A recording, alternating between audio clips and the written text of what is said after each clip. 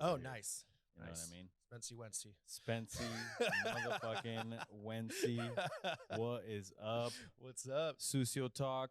Hanging out here with my main man, Chef Spencer Horovitz. What up, Chef? What's up? How you doing, man? Dirty D. Yeah, How we man. doing, man? In the flesh, right? Wow. How you been? Good. It's been a minute, huh? Yeah, it's been a long time. Whew. Things are going good. Yeah. We had some Nashville hot chicken the other day. Which hot was, rabbit. Or hot rabbit. That's right. Yeah. What am I fucking saying? From Chef Jeff Davis. Yeah. Shout out. So shout out to him. Burdell, Oakland. He just had his second pop up. Yeah, he's been doing a couple of them. I'm real excited for sure. all that. For sure. Yeah. So let's talk about what you're doing right now. You are going to be the chef of Slug Bar, correct? Yes, sir. Yeah. Very cool. I'm so excited. It's going to be amazing to be cooking in Oakland. Yeah. I feel like Oakland is kind of like the nexus of like really amazing food going on in the city in the Bay right now. I think so many cool chefs are experimenting and doing different cool things, and you know, it's a chance for kind of people to try new cuisines and cultures and really experiment without kind of like the establishment and kind of the, you know, some of the ideas and ways of thinking that have been really popular in the Bay for a long time in San Francisco, and like fine dining culture and restaurant culture in general. So heard that. I mean, I see Oakland being what San Francisco was 10 years ago, 10 years from now. Oh, totally. Oakland's going to be something to reckon, you know, and when you come to the Bay Area, you are going to have no choice but to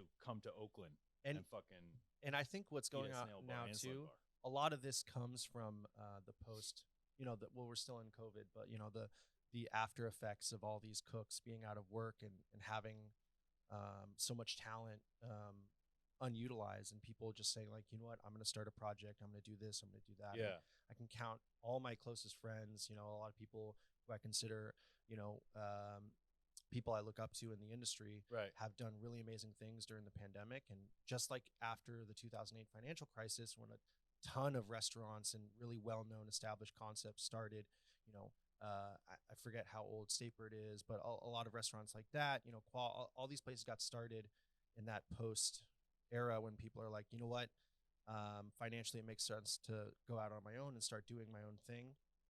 And I think in the time we're at right now, like, that's what makes Oakland so cool. People are just like, you know what, I want this. I've been wanting this for a long time, and I'm ready to start doing it. Yeah, the West Oakland Farmers Market is a good beacon of that change in the city. Like, people are getting after it. They're, you know, doing things in the food community.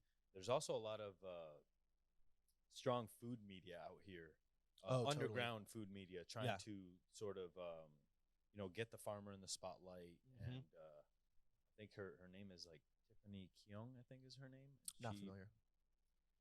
She's somebody that I've been looking at on Instagram, and you know, she's fighting the fucking the movement here in Oakland, and I hope that I can get to have her here on the show and all the other magnificent people in the Bay Area. Yeah, fucking putting restaurants, food, and farmers on the map. Yeah, I think that's the, you know, I think everyone loves to know their chef. Everyone loves to know their restaurant, but knowing your farmer, I think, is just as important. You know, 100%, if not more. Yeah, one of the things I really like about Jeff's food, like we were talking about earlier, is every vegetable he puts on the plate. And Andres, the owner at Snail Bar, to his credit also, they can tell you like, okay, these carrots are from this place, these this lettuce is from this farm, these tomatoes, and they highlight that. We're like, okay, their dish creation process starts with like those vegetables as the idea point. You know, it's like, we got these amazing carrots. Okay, now, and then that's what I was thinking about this dish. And so knowing your farmer, and knowing your vegetables and like why you chose this farm for strawberries, but we chose, you know, this farm for blueberries, I think is an important part of the game. And I wish more people, you know, when they go to the farmer's market, identify that, you know, because farmers specialize. They do things, you know, there's obviously people who grow things, a lot of everything, but then there's guys who are like, look, I'm really good at this one thing, like Brentwood corn or Zuckerman Farms asparagus, or, you know, so Zuckerman Farm, shout out to them. Yeah. Best asparagus on the market. Yeah, get it while you can. Fucking Roscoe, I believe is his name. Yeah. Been doing it down there. Got the jumbos. Got the jumbos on pre-order. You got to call them in on December. Man, yeah, right? The second the dish goes off, man, you got to start. Everybody's buying it. You only got a month of spring in fucking California anyway. Spring is always the tough one for me because things move so quickly. You know, you're like, man, this is great. By the time you R&D the dish, you're like, well, all right, next year we'll get it. Yeah, exactly. Next year we'll get it. So It's almost like you have to be, a year ahead. I think, shit, that's like the Meadowood stuff to plan with the farmer, like, 12 months out what we're going to be making. Like, I would say that's hard to do. Between all the planning that I've ever seen for a dish, the best dishes I feel get better when you put them on the menu and you have to figure it out. Oh, and you iterate them. Yeah, Yeah. I'm a huge fan of that. Yeah. I think that like you can get choice paralysis by like what microgreen should we put on this, or like what beautiful herb. Like, run the dish. That's your best way to get feedback. I love when you're running a dish and you're super happy with it, confident, and you bring it to a guest. Usually like the regulars are the best vehicle for this, or front of house, or the cooks themselves running a dish, and it changes by the end of the night. We're plating it differently, or like, hey, let's nappe the sauce a little differently, or like let's garnish it this way, or hey, you still have that oil from the last dish, let's put that on it. Yeah. And then it changes, and like that makes it feel much more organic than like the dish is done.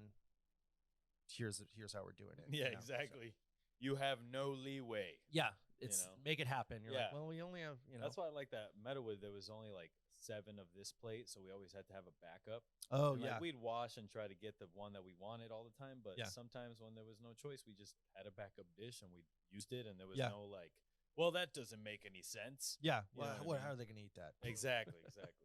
So, here on Sucio Talk, we take it all the way back. Yes, so, sir. Spencer, where were you born? I was born in North Hollywood, California. Good, right? Oh, there we go. You don't got to. There, all right. You'll be good. All right, let me fix me up. Yeah. So I was born in North Hollywood Hospital in Southern California. I grew up in Encino, Woodland Hills, Sherman Oaks, Tarzana, Valley. Encino, man. Encino, yeah. All the things you've heard are true. Yeah, they're true. It's fucking hot. Yeah, it's hot as fuck. I film porn there. Yeah, porn, weed, capital of the world, Porn and weed. I always joke that like the people, a lot of the people who like make movies or had a career always move to the Valley, and kind of like that's like the retirement in Hollywood. You move to the Valley. Okay. But now that was what it was like 30 years ago. Now it's like all the stars live in the hills in Calabasas and shit like that. Right. So it's a whole fucking thing. Okay. So your upbringing there, what did your mom and dad do? So my father sells jewelry. He has worked in jewelry his whole life. Yeah. So he started off like grills. No, like diamonds. But I mean, yeah, he can hook you up. Yeah. So he started his own business at 18 and was selling jewelry in kind of like a pawn shop. And he owned a couple pawn shops in South Florida. Right. And then he slowly worked his way up and eventually opened a store with my mother on Melrose Boulevard back in like the late 80s, early 90s. And, they were doing jewelry for movie stars and actors and, musicians like Dwight Yoakam at the time was popping off. Whoa. Cher would come in. ZZ Top. My dad made a couple rings for them and jewelry for them. Oh, man. Yeah, he made a guitar pick that ZZ Top uses and stuff like that. So my mom designs jewelry. Okay. She would design antique jewelry. Is that how they met? Yeah, they met in the jewelry business. College? Yeah. Well, no. Wizard school. They don't have jewelry college? They do. So they have the GIA, which is kind of like the CIA of jewelry, which is like what is it? The Garment Institute of America? It's Gemological Institute of America. I think. Right. So my dad went to that, and then my mom just apprenticed around and stuff like that. So crazy. So they kind of they met, and they had this store in Melrose for a long time. Yeah. And I always felt like it seemed very familiar, the idea of like cooking in general and hospitality, because when a client comes into the store, my dad, a big thing for them is making them feel welcome. So I don't know if you've ever seen Uncut Gems before. Yeah, I have. Yeah. Is that a documentary about your father? It was like I can't tell you how real that was. Kevin Garnett just like in there. There's a scene, and I tell everyone this. There's a scene in that movie when Kevin Garnett comes in and he's like, "Hey, Sandy, or Sandy, that's my dad's name, Adam Sandler's character." He's like, "Hey, I'm looking at this ring," and he's like, "Oh, great, let me take a look at that watch for you." Yeah. So, and then I was watching with my girlfriend, and I was like, "Watch, this is what's gonna happen. He's gonna take his watch off. He's gonna offer to clean it. And then he's going to put a new watch on his wrist and he's going to buy it." So Kevin Garnett's like, "Yeah, I'm looking at that. Yeah, thanks." But he's like, "Oh, why don't you take off your piece? I'll wash it for you." And psychologically, what happens is you trust the person who's selling the jewelry to you, because you're like, "Oh, you're doing this nice thing for me. You're washing." People don't know washing a piece of jewelry is it doesn't take any time. You just drop it into a bath. Yeah. But psychologically, like someone's like scrubbing it back there with like a little toothbrush. Right. Like that's what goes on in your head. But in reality, you just drop it in a bath. So now the person comes in the shop, right? They're looking at this piece of jewelry, and then they feel that it feels uncomfortable to not have a piece of jewelry that you've been wearing all day. Right. So you want to feel comfortable by putting on another piece of jewelry, right? And then all the lights are specifically tailored in a jewelry store to be very beneficial for jewelry and make them extra sparkly. Mm-hmm. So now you have this new beautiful piece of jewelry on. You feel safe. You feel trusted by the person who's washing your jewelry for you. You're primed to spend money, right? And that's literally what happens when Kevin Garnett comes in. He's like, takes his watch off, or I think it was either watch or ring or something, tries on another piece, and then buys it right then and there. Right. So I was just like, that movie is so realistic to what it's like to just the sound of buzzing in and out of a jewelry store is like ingrained in my head from being a kid. Like, you know, going around the corner at my mom's shop to like go buy a croissant or something, and then having to like stand there and like ring the doorbell, get buzzed in, and then buzzed in again to the second little vestibule, and then into the shop. So very, very realistic. That's awesome. How long have they been doing that? Their whole lives? Yeah, basically. Okay. Yeah. And, you know, early 90s, there was kind of an economic downturn, a slight recession. Right. Price of gold skyrocketed. A lot of the people, there was a stock market crash in Japan that affected a lot of international people who were coming in and buying, you know, Rolexes. Mm-hmm. A lot of the tourists from Asia would come in and buy the smaller size Rolexes. So that's what we always had. They were spending a lot of money. So that business tapered off. And then my father wanted to buy out his business partner because things were going really well and they weren't really agreeing on a lot of stuff. There was kind of like a little bit of tension. So then he bought out his business partner, and that was just a confluence of issues. So unfortunately, like, they lost their business. Ooh. We lost our house, and then my parents split. That was like all in a couple years. And then both of them lost their fathers, passed away. So it was just a real shit year. Yeah, for sure, dude. Happens in 5 over there. Jesus Christ. What the fuck?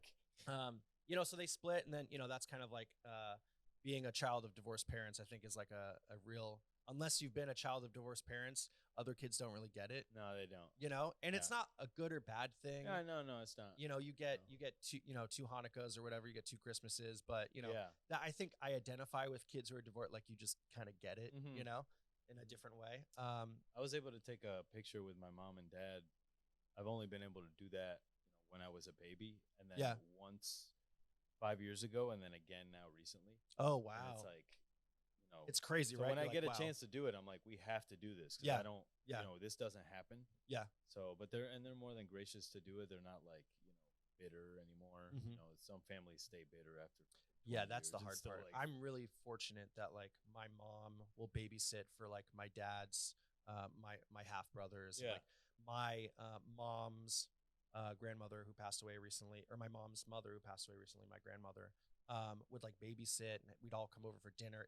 The family was really tight. Like my dad says it all the time, like, oh, I still love your mother, and da-da-da. They just didn't, you know, they were, my dad has extremely bad ADD, and I think my mom does too. She's like a creative. So like really the two of them together are like, I mean, go figure that like, but yeah. So I think the two of them just like were terrible with money, had 2 kids, economic downturn, and then all this shit going on. Like, of course, you know, you guys would end up arguing and wouldn't, you know how to you know, communicate well. And I mean, all this like emotional learning people do now, like these weren't fucking available skills back then. Like how to have an emotional conversation with someone without yelling, or like even hashing out conflict. You just yell, and then you forget about it, and you're like, who's gonna make dinner? All right, and then you forget about it, you know. Yeah, so they split up, and my dad continued selling jewelry. My mom continued making jewelry, and now my dad. Would they see each other at like jewelry conferences? No. It was they still like would share clients and business and stuff like that too. Okay, so, like, so my it was mom like they kept it. Yeah. Oh yeah. They kept it kosher. Kosher. Hey, there you go. I love it. On the board. Hey, boom. One for Sucio. Okay. And I think that the concept of like hospitality to me feels kind of similar to like a a craft where like my mom is designing jewelry. She physically worked at a workbench, like had a drill, press all these crazy chemicals. So that always reminded me a little bit of the craft of cooking. Yeah, like a mad like that kind of kinda. made sense. Much more of like Geppetto's workshop, because she was like old school. Now it's like mad scientist because they use like crazy software and all this design. She does everything by hand. Like she's there with a drill and a press and like a file and like, you know, permanent carpal tunnel. Damn. So she does that, and then my dad kind of like, you know, welcoming these you know, these affluent guests into his business.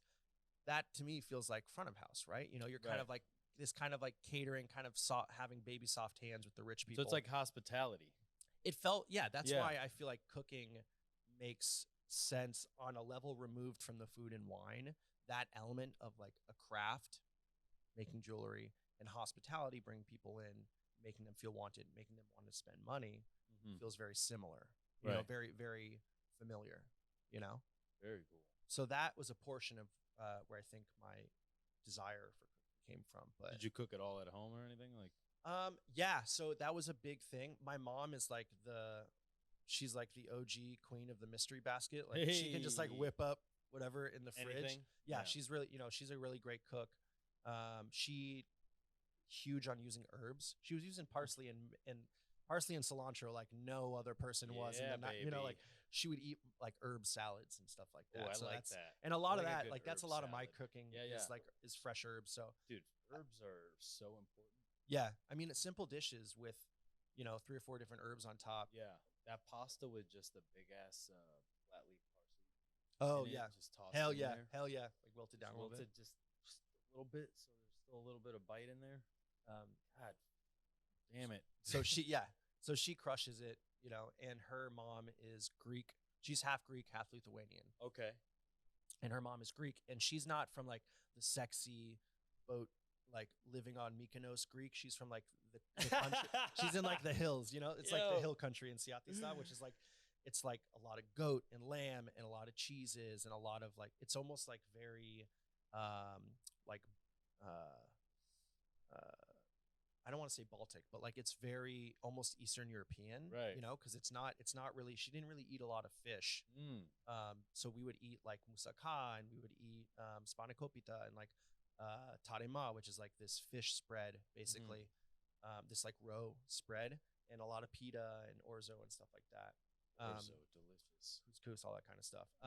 But so we, you know, she grew up cooking that stuff. My grandma's a great cook. And then my dad, his side of the family are all the patriarchs, all the men in the family would cook. That was like really the big. Okay. So my grandfather on my dad's side worked for Hebrew National for a long time. Okay. Yeah. So he had a deli in South Florida that was bought by Hebrew National. And then he became like the president of the company for a long time. And supposedly he's the one who came up with the phrase, "We answer to a higher power." Yeah.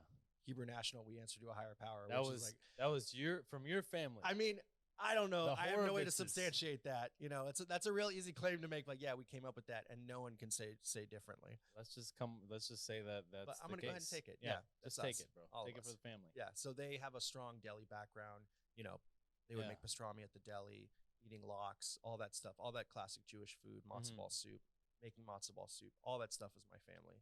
Was my dad's side of the family. You know, dope, man. So you really strong food upbringing.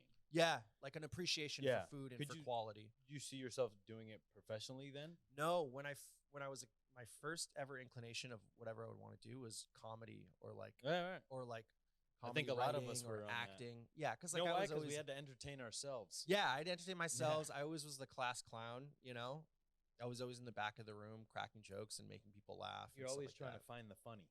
Yeah, because I think that like when you're a kid, I would diffuse a lot of uncomfortable situations with humor. If your parents are yelling and then you slide in there and go for like the laugh track, like, oh, that's so funny. Yeah. You know, it's easy to diffuse a lot of like uncomfortable situations with humor. Yeah. Especially for me too, because I was never an accomplished student or able to focus in class really.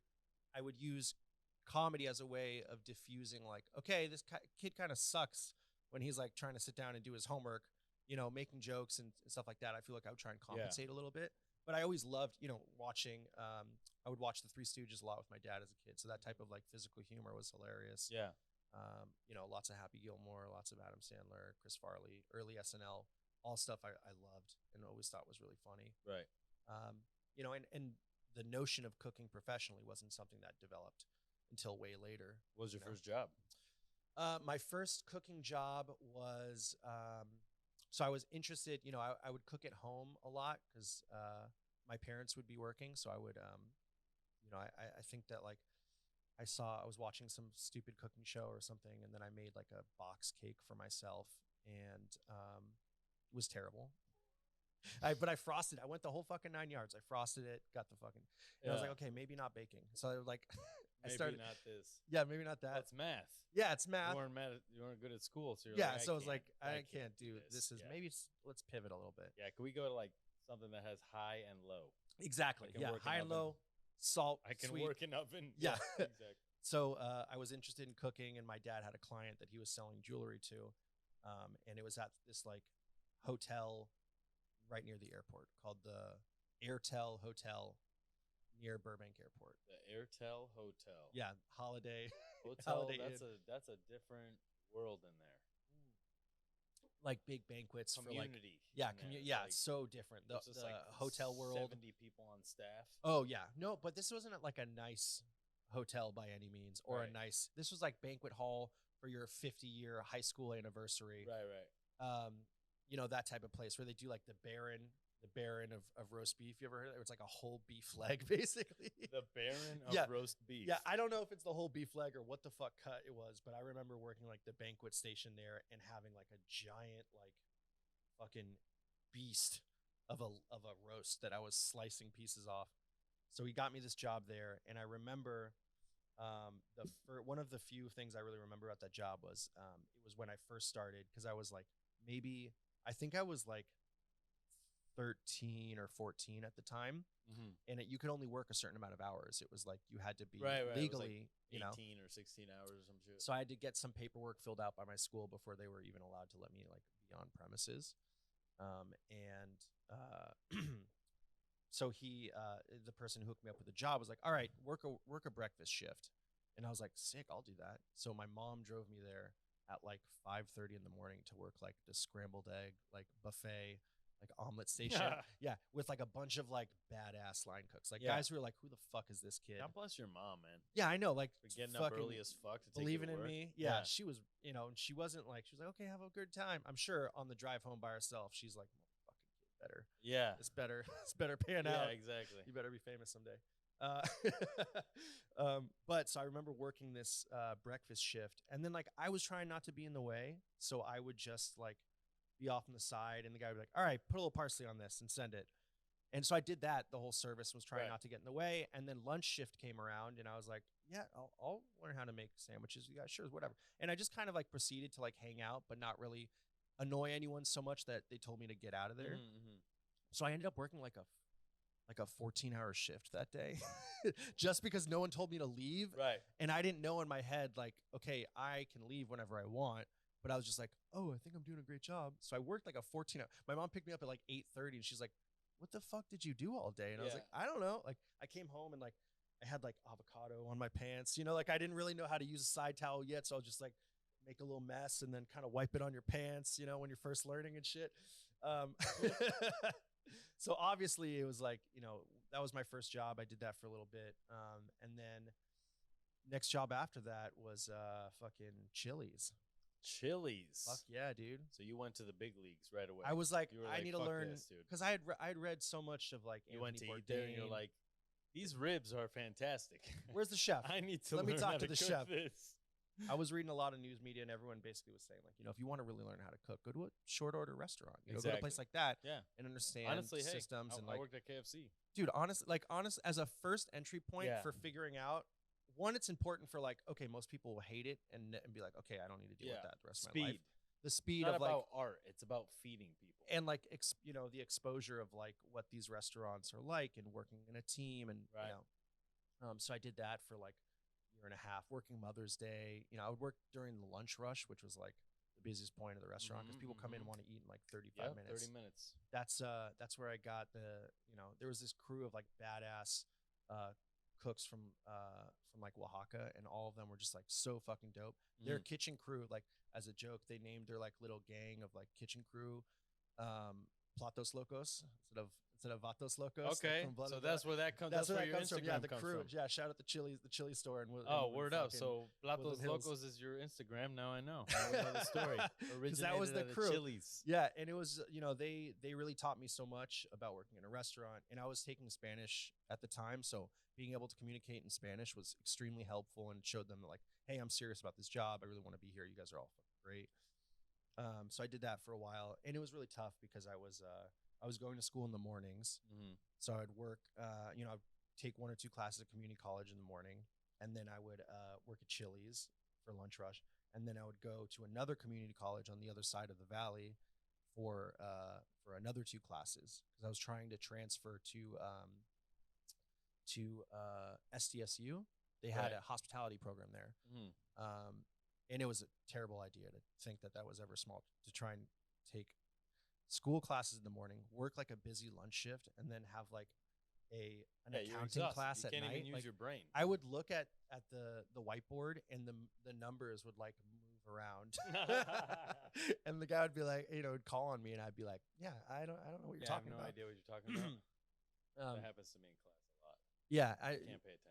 No, and I later realized, like, obviously with my ADD, it's like that's not helping. Like, to be physically exhausted and then go to school at night, and do an accounting class. Like, I need to do any math, any of that stuff, any of those math classes. I always have to do in the morning. Yeah, and it has to be the first thing I do, like after coffee. I can't do any. I can do creative stuff at the end of the night, right? But I have to do like paperwork. Putting in orders for restaurants. Sometimes at the end of the night, if it's over the weekend, I'll just like, well, I don't want to fucking forget anything, so I'll take my little notes, and then the next morning I'll enter all my orders. All and your shit orders, like that. Just so you don't like, it's hard to focus, concentrate. You're trying to get the fuck out of there. I like to do it before service starts. That's why I have the cooks tell me the order. Yeah, that's smart. Because then you can kind of monitor too what you've used, and just keep a closer eye on it.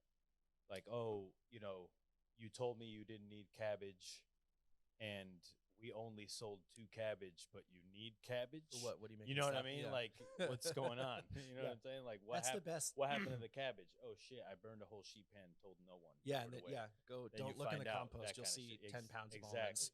Yeah. Where those almonds go. We've all been there. You make that shit disappear, and I mean, I'm just being honest here. This is what goes down. Yeah, I think it's definitely specific to a specific type of restaurant, but there's some places where it's like, the seafold is your friend for hiding all your mistakes. You throw something in the compost, and like to this day, even if I'm like just throwing away scrap that like we can't use for whatever, I still instinctively like throw a couple.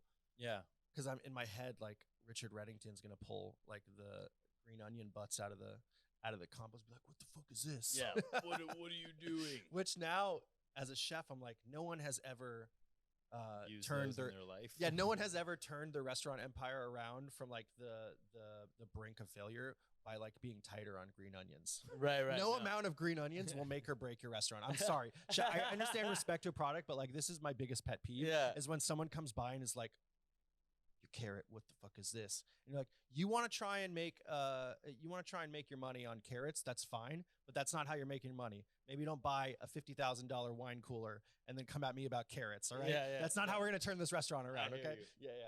They're like, it's all because of you that this restaurant is failing. It's like, for Mirepoix, my guy? Really? Not really. It's like, for my chive butts that I 86? Yeah, exactly. The 79 cents a bunch chive butts? Like, everybody knows you don't use that side of the chive. Yeah. That's that You're other telling side me of the to rubber throw this band. away, yeah. Come like, through and pick through my little 9 can with store your chives. already tells you what part to throw out. Yeah.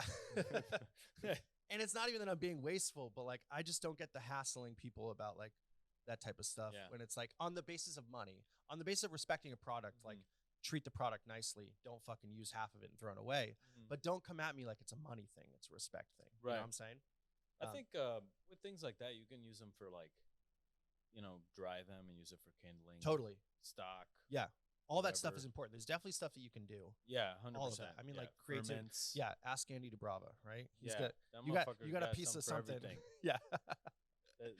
Seriously, the most ingenious chef that has ever lived, I think, Andy Dubrava, and we are only beginning to scratch the surface on his. Imagine how empty that staff meal box is. You know, if everything, how hard it is to make staff meal there, right? Yeah, right.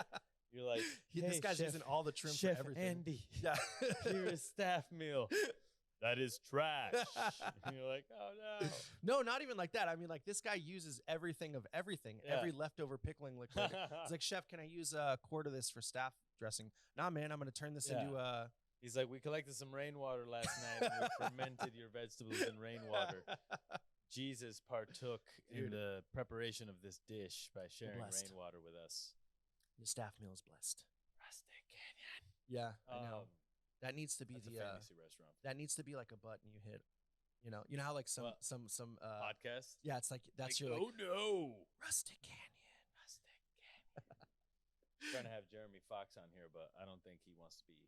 You got to give him you got to give him the notes ahead of time. I got to give him the nudge. Yeah, I gotta be like, hey, you got to write. You got to contact his publicist, Chef Jeremy Fox. I'd love to have you on Sucio Talk. Spencer Horovitz agrees. Talk matzo ball soup. Yeah, there you go. He's last time I saw him, I went to Birdie G's. He was working the pass. Yeah, this was like 2021, I think. I like to call him my grand chef because he's the chef of one of my chefs. Like he's like the grandfather chef. Dude, there is straight lineage. Yeah, it's crazy. And I wanna build a family tree because that would be crazy. I feel like you can. I feel like if you did that, you could trace the lineage back to who actually learned from Escoffier. Whoa. Right? Yeah. Like imagine tracing that lineage all the way to now, all the chefs that work for this guy, that work for this guy. There's like a gap in between. Yeah, and find out where the gaps are. Yeah. What happened during those years. Yeah. Because that's where I think we're at right now. There's a gap right now. Of like there's like a big talent. Like if you see like I think the last frontier of like chefs, especially in the Bay Area here, are like, you know, Kostowski's, Keller's is on another league of his own, but like those guys, you know, and then there's like the new school of dudes, Barzilay and like all those dudes. And then there's this, then there's nothing. Well, you know, then there's us. You know? Yeah. And like, I'm not at a restaurant. I know a lot of kids that are 32 years old that spent a lot of time at great restaurants that are not chefs of restaurants. Yeah. You know what I mean? There was a huge and like you're literally starting it again. Yeah, thank you. So it's like a 4 to 5 year kind of like fall off where everyone was being CDCs and not their own chef. That's like the joke when they say it like, oh, it looks like the handsome gene skipped a generation. You know, like exactly. No, I'm serious. Yeah. So when I look at like who is this show for, it's like for the 18-year-olds. Yeah, that are starting now. This show was really inspiring to listen to. When I was first making the jump to a more substantial position in the kitchen, just because it was like really exciting to track people's progress, like how you decide to take what jobs. I feel like I have extreme, like oftentimes difficulty. I feel like every time, and I'm very fortunate this has happened, but the past couple jobs I've had, when I'm looking to make the jump, I always have one or two options of things I'm thinking about, right? And I always play like, okay, shoulda, woulda, coulda, or like what would have happened if I did this or that. So it's just really helpful to hear how, you know, the chef from this restaurant made the jump, or how, you know, Andy DeBrava decided to make the jump to California, and you know how, you know, hearing those stories, the minute details of like, okay, how they decided, I think is very helpful, because sometimes a lot of chefs don't really talk about that. They're just like, you know, and then I worked hard and became the chef, like, or there's struggles. Or the struggles, like, or like, hey, what's that time that you cried in your car on the way home and you thought that you'd never cook again in your life? Yeah, I think those are, I mean, we've all had that moment. I'll talk. Yeah, you know what I mean? I'm getting to all that, chef. Don't worry. Yeah, no, it's true. So Chili's. Yeah. How long did you work there altogether? Like a year and a half. Year and a half. Okay. And this is while going to school. And then I was like, you know, I think I'm ready for the jump. Yeah, I was just like ready for the next thing. I was coming to the end of my schooling a little bit. So I went and got a job at so Nordstrom has like a bistro, right? And it's actually a really great restaurant. Like they make a lot of stuff fresh. Nordstrom has a bistro? Yeah, on the top floor, they have like a French style, like a French onion soup. sandwiches, a lot of the stuff. Okay. Like the turkey is roasted in house. Shit they don't need to do. Like who's roasting turkey for a sandwich? You know, like especially in a place like that. Very you know, true. Very much like a scratch. That's what I ask myself all the time when I go to the supermarket. Yeah. Who roasted all of this turkey? Yeah, someone did. Because you know that someone did it. Yeah. One of those factories just smell like roasted turkey. Yeah, right. Oh man, man, you can't get rid of the smell. It just haunts you. It's like when you're on fish station. Yeah, you look in a mirror and like you're the fish. That's a real test for you know, if you're with a woman while you're on a fish station. Yeah. At a restaurant. Yeah. You know she loves you if she stays. Oh yeah, Gina's told me she's like, I'll come in for a kiss after service or whatever, and she'd be like, I love you. You smell like fish. Yeah, you smell like caviar. Yeah.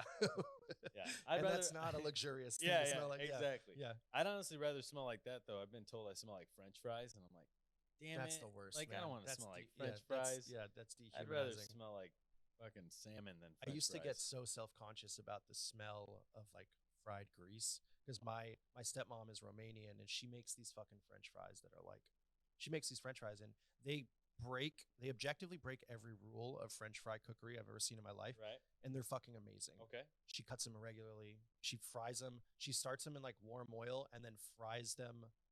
She brings the oil up with the French fries in them. Okay. And like they're cut in irregular pieces. The pot she uses is from Romania. It's like this wobbly ass pot with like a handle that's meant to be hung over a fire. So she put it on like our little apartment, like electric stove. Crazy unsafe, you know, like this shit was so wobbly and they're the fucking best French fries I've ever had. Right. But I would always feel self-conscious about going to school the next day and smelling like French fries before I even started cooking. Yeah. Like fried grease, you know? And then I realized this is what I've always smelled like. This is my my birthright. Yeah, exactly. This is my aroma. Shout out to grandma. Yeah, right. I think that there's something to be said about when you cook with no rules, fearlessly, when you have nothing holding you back. No preconception about what's right, it's like what's your wrong. meal may be ugly. Yeah. But it's going to taste amazing, you know, if like you use the right amount of salt or whatever, like it'll be good. That's something I think what really drives me to the food I've eaten as a kid from my parents is like there's no one telling them in their ear like, chef, your fucking chives look like shit. Yeah, or exactly. Like it's not how you sear meat. Yeah. There's none of that going on in their heads when they cook. Yeah. And it really allows for delicious food. And I think that like we miss that sometimes because we're so used to cooking. Where I was talking to you about this earlier, like we're so used to trying to impress ourselves when we cook. Like that's always obviously like it's about us. Harshest critic. It's like I'm not going to give myself credit unless this is fucking perfect. Like I'll go and like line up a picture for Instagram and I'm like, let me turn the camera this way. I don't want someone to be like, that wasn't seared properly, or like I could sear that fucking scallop better. Blah, blah, blah, blah, blah, blah. Like all that shit is nowhere in the realm of like home cooks. Yeah. And I kind of like miss that type of cooking, you know, because once you have the skill, it's easier to forget all that shit and make, you know, delicious food plus all of your training. That's where that's why I love Korean food, because they employ the use of broth seasonings, things that you wouldn't normally, like in French cooking, you'd be like, you're using bouillon cubes. Oh yeah. Like, you know what I mean? And I was talking to my friend about this too. Yeah. Like how so you have more of a range and you can make shit taste fucking delicious. Yeah. And break the rules. Like no one's making their own oyster sauce in a Chinese kitchen. Exactly. No one makes their own fucking hoisin. And you don't need to. Brandon Jew makes hoisin at Mr. Jew's and it's really fucking good, but it's not part of the normal sauces that you make. Those are like base sauces. So that culture of like using potentially pre-made ingredients I fucking love that. Like, you know, really good pho has the chicken bouillon in it. Well, in my opinion, I'm not like an expert on pho, but and my friends have said that their moms will make pho and use the bouillon packet in additional to like spending 15 hours making, you know, a beautiful stock. Or crispy chicken wings. Fry your wings, put Knorr powder on them. Hell yeah. Yeah, the chicken powder is the secret, my home secret. So it's like, it tastes delicious. Salt, like, sugar, don't and chicken yourself, powder. White pepper is like the secret to my fucking family meal bouquet. I grew up, you know, eating Puerto Rican food, and most of the ingredients is sazon, which is basically MSG with red color. Yeah. Hell yeah. And adobo. And it's like, for a long time, MSG I was with yellow like, color. let me get away from these things, and let me get away from it. And it's like, why? don't you want to make it taste like my mom's don't you want to taste like my mom's food? And this is how this is how they do it. I feel like shit. I got yelled at all night. Exactly. I want my mom's food, and this is how I do it. So I'm not going to do it. I've definitely, from the personal chefing aspect of things. That's where I learned to just be like, it's okay to use a bouillon cube sometimes. It's okay to use There's context for everything. Yeah. Am I going to do that? Am I going to use that for a tasting menu, or I'm charging? No, exactly. When you're charging the money for it, you're going to make your own stock. But if conceptually, if you're going for a dish that like you want this to taste like your mom's, blah blah blah blah blah, in a small plating, then you put a fuck ton of caviar on it. Then the concept, conceptually, I guess that could make sense. But it's context. It's all about context. Removing that judgment. From making me a better conversation. cook. Oh hell yeah! Because you don't have the judging chef in your brain like telling you don't do that. Yeah, it's like fuck off. Yeah, I do what I want. Yeah, and and those are the chefs that ultimately get fantastic. Yeah, because they're fearless. Yeah, breaking they make rules. Mistakes. They fuck up their dishes. Their food sometimes tastes like shit, and they fucking fix it and they work on it. And I think sometimes in kitchens too, and I noticed as a cook when you were talking about ideas, sometimes you share your ideas and the other chefs are like, oh, well, you should change this and you should change that. Yeah. And before you know it, it's this whole different dish that you don't even feel passionate about it anymore because it's not your idea. Are we running this? I don't care. Yeah. So it's just like, don't listen to fucking anybody. Do it your own way. Figure it out. And, not everyone is not for everyone. Yeah. It's like every restaurant is not for everyone. Yeah. As much as like, even at a Michelin star restaurant, 3 Michelin star restaurant like Meadowood, you had people that didn't like their meals sometimes. Yeah, of course. I mean, that's it's the recovery too. Honestly, a lot of times what saves that is the service element. Great hospitality is what saves that. But I think that ADD. Here we go. I think that especially with the restaurants now that are that I was speaking about earlier, like people are fucking breaking those rules all the time. Mm-hmm. Why not fucking use chicken powder? Like it's fucking great. Why not buy the fried garlic instead of make it? Yo, are you really gonna waste someone's for your time? friends? Don't fry garlic at home. Okay, just fucking the one from the Asian supermarket is way better than you can ever make, okay, don't pretend like you can fry shallots better than that package one. Do you imagine that company though? What it smells like, or what it smells like, what it entails. What do they do with that oil, man? Why do I not see an oil bottle of flavored shallot oil? They probably right next sell to it to Kewpie. Yeah, right. That's a secret ingredient. Yeah, maybe that's why it tastes so damn good. It's all the roasted garlic and shit. From fried, I learned from cooking with my girlfriend actually, about how to ask for people's opinions about the food you make. Because a lot of times when like I'll put up a dish for my colleagues or other chefs and stuff like that, what I want to say is, here's this dish I'm working on. Tell me what you like. Don't tell me what you don't like. Right. You have to be like, okay, look, here's this dish. I think it's 100% of the way. Just taste it.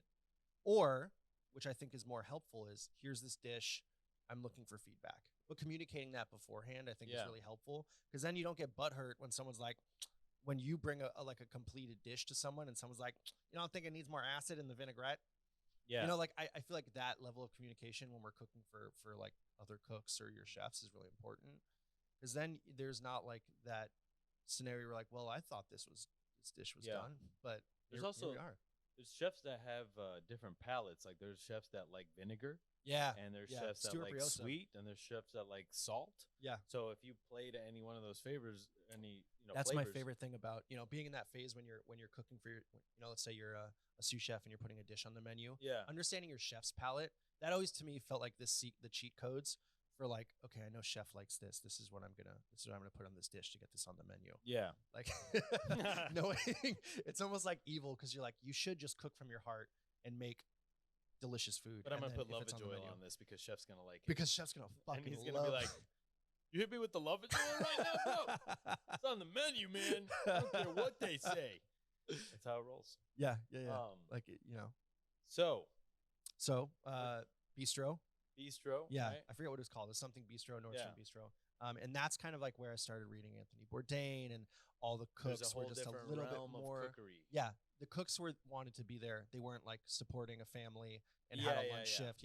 These were kids who like, still very low level, for a lot of the cooks of professionalism, and then a lot of baller line cooks and like me and my buddy. But that's when I first started reading food media and was like doing all this homework on the side and like getting interested on Instagram and like trying to go out and eat more.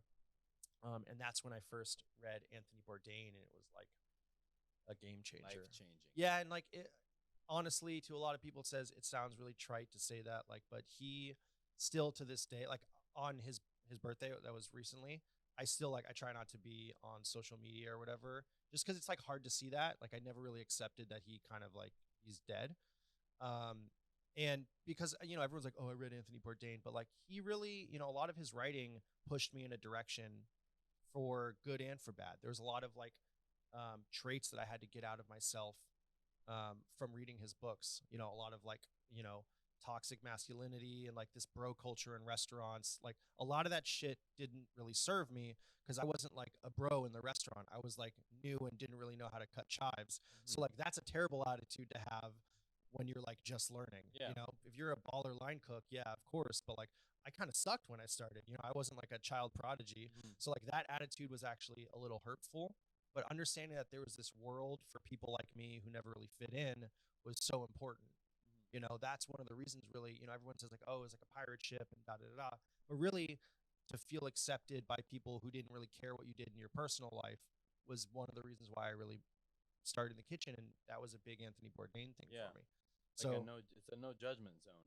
Totally. Yeah. So it's like a melting pot, of all these different people. And I feel like you can talk about the deepest, darkest parts of humanity in the kitchen. Yeah. Like fuck yeah. Things that drive you to make bad decisions. Yeah. That make you sin or whatever you want just to call being it. in, around people from different backgrounds and like who have different life experiences, and a lot of people, a lot of drugs and alcohol. It, not for those reasons, but it just felt good to be accepted.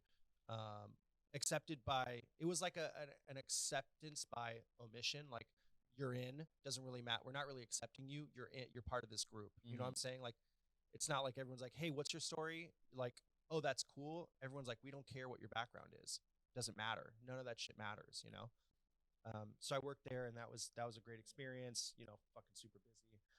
And then all this time I was planning on getting my bachelor's in restaurant management, which is something that like my aunt on my dad's side is a lawyer. My uncle on my dad's side is a doctor. My dad is just a jewelry salesman, not just like but he had never like experienced that level of wealth that his siblings had. Right. We were, they split, and bankruptcy is a big fucking hole. Debt is a really big fucking hole to get out of. And when I was a kid, we never really scraped out of it. We were kind of like lower middle class, which I still experienced a lot of privilege just being the white heterosexual male that I was like as a kid. Still given a lot more chances than a lot of people, but still, we still had nights that we were kind of scraping. And, my mom would make, she would make this dish called, we were walking through an Albertsons, and someone like handed her a little leaflet, and it had a recipe for this like rice casserole thing. And me and my brother fucking ate this shit up. We fucking loved it. And it was rice with ground beef on top, shredded cheddar, and then mustard and ketchup on top. Ooh, okay. And you fucking bake it. Yeah. And we fucking loved it. And call she would make it. Hamburger assistant. Yeah, right? The assistant to the general hamburger. Hamburger executive assistant. Yeah. There you go. So she would make that all the time. And then I realized, like, Mom, did you make that because we loved it? She's like, no, it was fucking cheap. Why do you think I made it? Yeah. Or she would make this orzo It's like dish. it's got all the food groups. Tomatoes, vegetables. Yeah, there you go. Mustard, seeds. Meat. Yeah. Desserts. Carbohydrates. Yeah. It's got everything. Yeah. This is trying to keep you alive. So my dad's side of the family basically said, if you want to do this fucking cooking thing, like you gotta get a degree in something. Right. And I was like, okay, I'll get a culinary arts degree. And they're like, haha, no, get a business degree. And for a long time I would fight them on that. And then I was like, they made the point that like, God forbid you fucking lose an arm in a Hobart, you can like manage a restaurant, like that was the thought of like, it wasn't like, hey, what if like, all these things. It was like, what if you endure extreme physical injury and you still have to work in the restaurant industry? That's why you need a bachelor's in restaurant management. And that to this day, I'm like, if I ever lose a hand, I can go manage a hotel and I'll be a fucking badass. If you lose your arm in the Hobart, shout out to all of those people who have a backup. Hobart. Yeah, I know. It happens. Thankfully, I don't know anybody. I don't know what the percentage is, but I'm sure that there's a it's probably lower than we think. Yeah, right? You know, but it still happens. Yeah, for sure. Yeah, be careful. You know, better unplug that machine before you clean it. Damn right, dude. Especially those ones that are on the ground. Yeah, that are like, especially for a tall person. You know, yeah, that's bad news bears. So I went to this school called Cal Poly Pomona, which is the sister school of Cal Poly SLO. Okay. And they are known for engineering primarily. It's a big engineering school, but up the hill they have this little college that focuses on hospitality management degrees. So restaurants, hotels, events, that type of thing. You know, different degrees in that. Right. And that's really, so I moved there. And that's where I learned a lot about entrepreneurship, accounting, math and English, or not necessarily English, but like math related to the hospitality industry, like food cost, all that stuff, all of those things that like will be so important when it comes to opening up a business down the line. Yeah. That's where I learned all of that, you know? So that was really helpful, just to have the business sense, you know, when it comes time to get a loan. If a loan officer sees that I have a bachelor's in restaurant management, they're going to be a little bit more likely to, you know, believe in my concept and, so that was like just a really helpful experience, like really eye-opening, because the school was ranked like 3rd in the country for hospitality. Obviously, if, you know, so it was Cornell, UNLV, and then Cal Poly Pomona for the business side, the restaurant management side. And obviously if Cornell opens, like if has an archery college, that's going to be fucking the best archery college in the country. You know what I'm saying? Like they just have the funding behind it. UNLV was 2nd because of all the industry funding from all the hotels. Like they dump money into that program because they want people to go to school there and then cook in UNLV. Harvesting talent. And then because Disneyland was so close to Pomona, Disneyland and like Disney in general spent a lot of money on the school and like suck you up into the Disneyland. into the cult of Disney. The abyss. They're watching. Yeah. They're fucking listening. They're probably here right now. Yeah, right. But yeah, so it was great school. I just learned really what it meant to be a business owner, entrepreneurship. It was really great to do research on the hospitality industry and restaurant industry. Like I remember writing papers about like postmodernism in the dining scene and like, okay, if you're going to try this marketing technique in the restaurant, you have to prove it with a scholarly paper about what diners like or don't like. So it was just a really interesting experience. I functionally have used almost zero of it, but I mean, it helps to know how to do food cost and food cost analysis and menu analysis and all that stuff is very helpful. Yeah. And like knowing hustle and like how to be light on your feet and know how to communicate, all that stuff, professionalism, got to communicate, that all stuff is great. But I haven't, you know, I didn't get out of school and immediately start getting a loan. So I didn't really use it. I got out of school and was like a line cook, you know? So, the program was great. I still have a lot of friends to this day who, are, in the industry, which is like having friends that are in the industry for that amount of time. I feel like is not really a thing that happens. Like I know a lot of your friends or my friends now, a lot of them don't cook anymore, you know, people I know. So having these core friends who took this program all still cooking is actually like pretty cool. And I think it's a testament to the program at Cal Poly Pomona. So, right. I'm grateful in my group of friends from college. Most of them are like chefs somewhere. Yeah. Right. And like, was that from Johnson and Wales or from Johnson and Wales and like, you know, Charlie Apple, Tyler Vorse, Sean O'Hara, all worked at 3 Michelin star restaurants. Like what a fucking squad. Yeah. Like the guys that I was hanging out with, you know, worked at some of the greatest restaurants in the world. And now have their own restaurants or, you know, work in food in some manner or bosses. Yeah. You know, so yeah, I was really fortunate to be in that group because I don't think I would have sort of scratched the surface into what cooking could be if I wasn't around those people. I don't fucking know. All those people at the time that I was working with, like my homie Josh Yap, he is now, he was working at Bennu and like in situ for a long time. My homie Adam Dong is one of the chefs at a restaurant in DC that's doing like this incredible like food, Levantine cooking, so like food from Palestine and Israel. Right. And it's just like incredible, beautiful food. I think the Albi is the name of the restaurant. Oh yeah, they just got a Michelin star. Yeah, fucking DC. Dude, it's one of the restaurants I want to visit so badly on the East Coast because the food is just so familiar to me and just looks amazing. That's the same kind of food that Mo Mufarej wants to do. Yeah, I fucking love it. Like refined, but still, Exactly. There's a thing to be said about like Puerto Rican food that you walk in and it's just like casual fried food. Yeah. You know what I mean? Yeah. It's like what Olvera did for tacos. Yeah. You know what I mean? Exactly. You're just showing it in a different light and showing that it doesn't have to just be a plate of rice and beans. Well, I think people putting a quality marker on a single dish is really a stupid idea. Yeah. I think that like how you treat the ingredient, how you treat your staff that makes the food, where you're sourcing the ingredient, what the setting is, what went into the building to provide that meal, all those things are important context for the dish. So just saying that, like, I don't really see like chow fun as a fine dining course.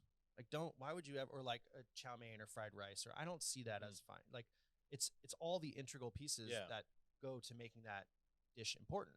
So it's not just that. I would love to have a tasting menu of Chinese food, dude. Right? I would 100% be on board to do a tasting menu like that, where it's like, so there's a restaurant called Empress by Boone, I think it's called, that just opened in Chinatown. Gene Empress and I went there. by Boone. Yeah. Okay. Yeah. Incredible restaurant, overlooks the city, downtown Chinatown. It's like beautiful Cantonese cooking. I think it's Cantonese, but it's incredible. Like, we had a tasting menu basically, and it was so delicious. I was really into it because I think that like it was like Chinese fine dining essentially. It's really nice because with Mr. Jews, it's Chinese American food, and it's at that like Progress, State Bird, Rich Table level where it's like, if it wasn't in San Francisco, it would be extreme fine dining anywhere else. We're like, oh my God, this is the hottest restaurant in town. But it's like casual here, That's a cool dynamic that you just said. Like, in some places, a restaurant would be considered fine dining, and in other places, no, it wouldn't be. Yeah, like people consider casual food like the Progress, eating at the bar, Progress, but like, in Encino, there's really nothing like that. Right. There's like hummus bars and stuff like that. If we had a restaurant like that, we had like the Buggy Whip, Brandywine restaurant, which was like this old school jazz like steakhouse spot. Like those were the nice restaurants, or like the PF Chang's. But yeah, so that was the whole thought behind going to college. And then they had a way. There was a program at CIA where if you already had your bachelor's in restaurant management and at least 6 months of professional cooking experience, you could go and take just 9 months of culinary classes in Napa. So that was always on the table as something I was working towards. At the CIA, yeah. Okay. So basically, if you had your bachelor's already, they don't do this anymore. Now it's like you have to get a 4-year degree from the CIA. But I was always skeptical of learning English and math from a chef anyways. Like, I would want to learn just cooking. Like, why would I want Chef Tom or, Chef Daniel or whoever, reading me, like making me do a book report on like on like Little Women or something. I just didn't feel like that was a useful expenditure of my money at the point. That's awesome. But during my studies at Cal Poly Pomona, I was working 2 days a week at the Gorbals, which is Elon Hall's restaurant in LA. What's it like working for Elon Hall? Great, very creative. Before or after Top Chef? Before. No, after. This is the restaurant that he opened with the money from Top Chef. Oh, got you. It was just where did he work before? I don't really know his Casamono, history. I think. Okay. I think it was Casamono. It was like Spanish food. They're like, okay, let's name it Casamono. Shout out to Elon Hopefully Hall, no House one of speaks Monkey, Spanish and Casamono. can translate this. All right, just don't worry about it. No one's gonna. They're never gonna know. No one's gonna know. They're never gonna know what it means. So he was super creative chef. Honestly, like the food he was doing back then in LA at the time, the big players were like Animal, Melise, Red Medicine, all those spots. Right. Eloy would tell me he would go and eat at red medicine all the Shout time. out to with him Eloy and, Perez out there man, on the Big Island. Is that where he lives? Yeah, dude, living the life out there. Shout out to you. I see all your pictures on the beach. I'm gonna go crash on his couch one of these days. He's probably got a nice couch too. Oh, for sure. Yeah, Eloy always had nice couches. Fuck, man, miss that guy. Yeah, miss that guy for sure. Eloy, if you hear this, come out here. Yeah, please come visit. You got a couch to stay on. Right. Stay in the booth. So the food back then was just very much seems so obvious now, but like the stuff that they were doing seemed really hard to communicate. It was very globalized, kind of like street food, small plates, a lot of mismatched china, silverware, stuff like that. In the dining room, a lot of weird kooky shit on the walls, a lot of communal tables, which back in the day, now it's like an eye roll when you think about it. But back in like 2000, what would have been 14 or 15? No, 2015. That shit was like cutting edge, you know, like restaurants like Animal were really hot back then. It's like now the thing is industrial ceilings and those lights, loud ass, down the strings. Yeah, the string lights. Yeah, so loud like ass wrapped restaurants. around the bar. Yeah.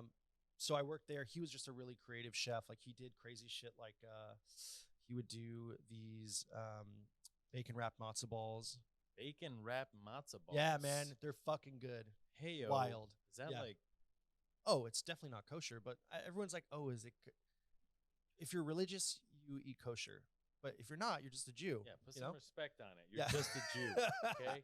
Jewish. Just a Jew. Yeah, I'm culturally Jewish. You know, I grew up eating all the food. I got bar mitzvahed. You know, I would call Bubby and tell her happy. You know. I hope you had a fast. My grandma. Okay. Yeah. What's happy called? So are they both your bubbies? I guess Saba. Saba. So it's Yiddish. There's Jews that speak Yiddish. Right. There's Jews that speak Hebrew. Right. Or just people who speak Yiddish and people who speak Hebrew. My grandmother, who is Polish and Russian, she would speak Yiddish. So she would always say like, you know, what is this fakakta thing you got on your face and all that type of stuff. You know, you're being a schmendrick. A schmendrick. Yeah. Yo, getting roasted by your grandma in another language is the fucking prime. Don't be a fucking schmendrick. Yeah, don't be a fucking schmendrick. Don't be a schmuck. That's all I'm gonna say. Jimmy Schmendrick.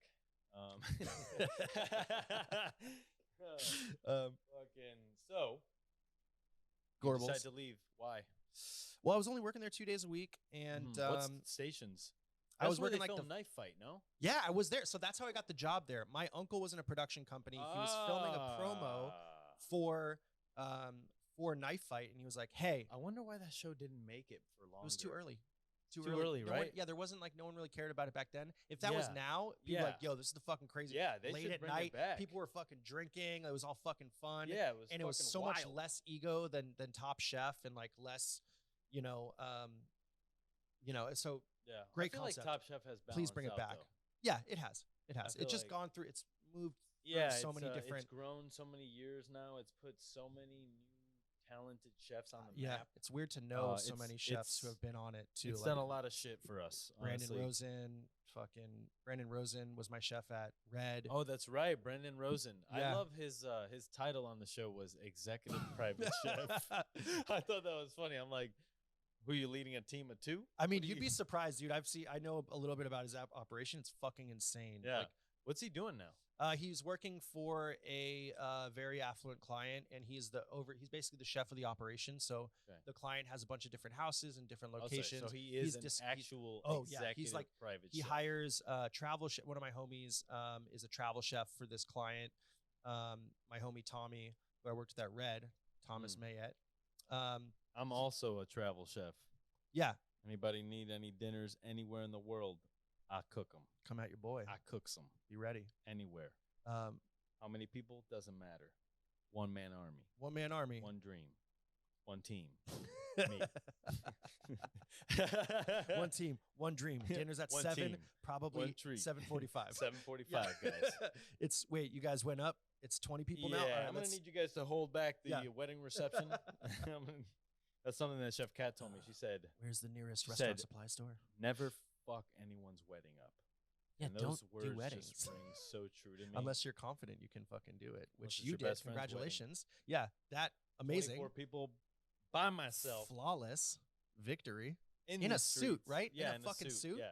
Basically, I was dress up in the suit. Yeah. Go cook some shit. come fucking, dress up in my fucking chef coat, take some pictures. Yeah, it was right? like I brought the cameras over there. I filmed the event. Wow. Yeah, I did a lot Dude, of shit. What a cool way to like celebrate your friend. Yeah, man, I'm super proud of him.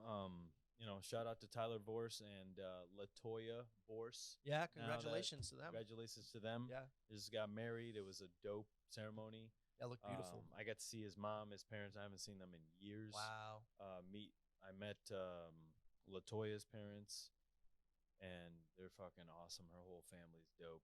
Yeah. So it was cool to feed everyone and them kind of see a preview into our world.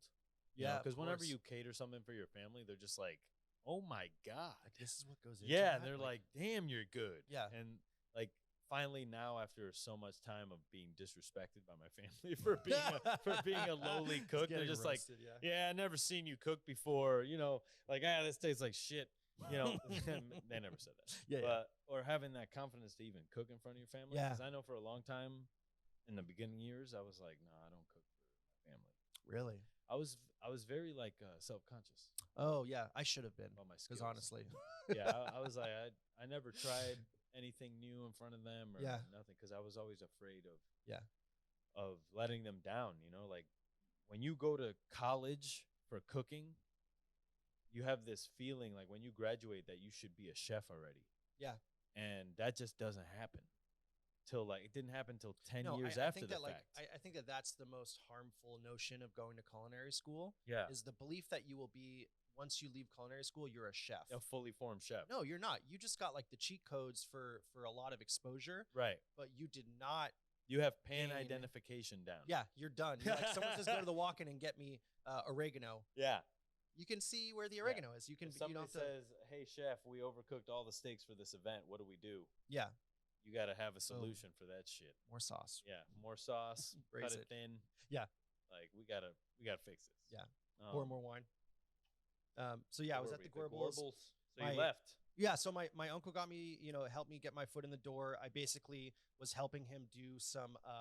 They were doing a promo for Knife Fight, and then I just brought my knot because he needed someone to like dress the tablescapes, to like do some, because they were gonna take videos. I was like, oh my nephew does cooking. He can like make the tables look interesting. So like I trust the chicken. And Elan Hall was like, yeah. No, he wasn't even there for this part. Like they were just like filming shit in the kitchen. Then I went up and I brought my knives with me and I'm like, hey chef, I want a stage here for the day. Yeah.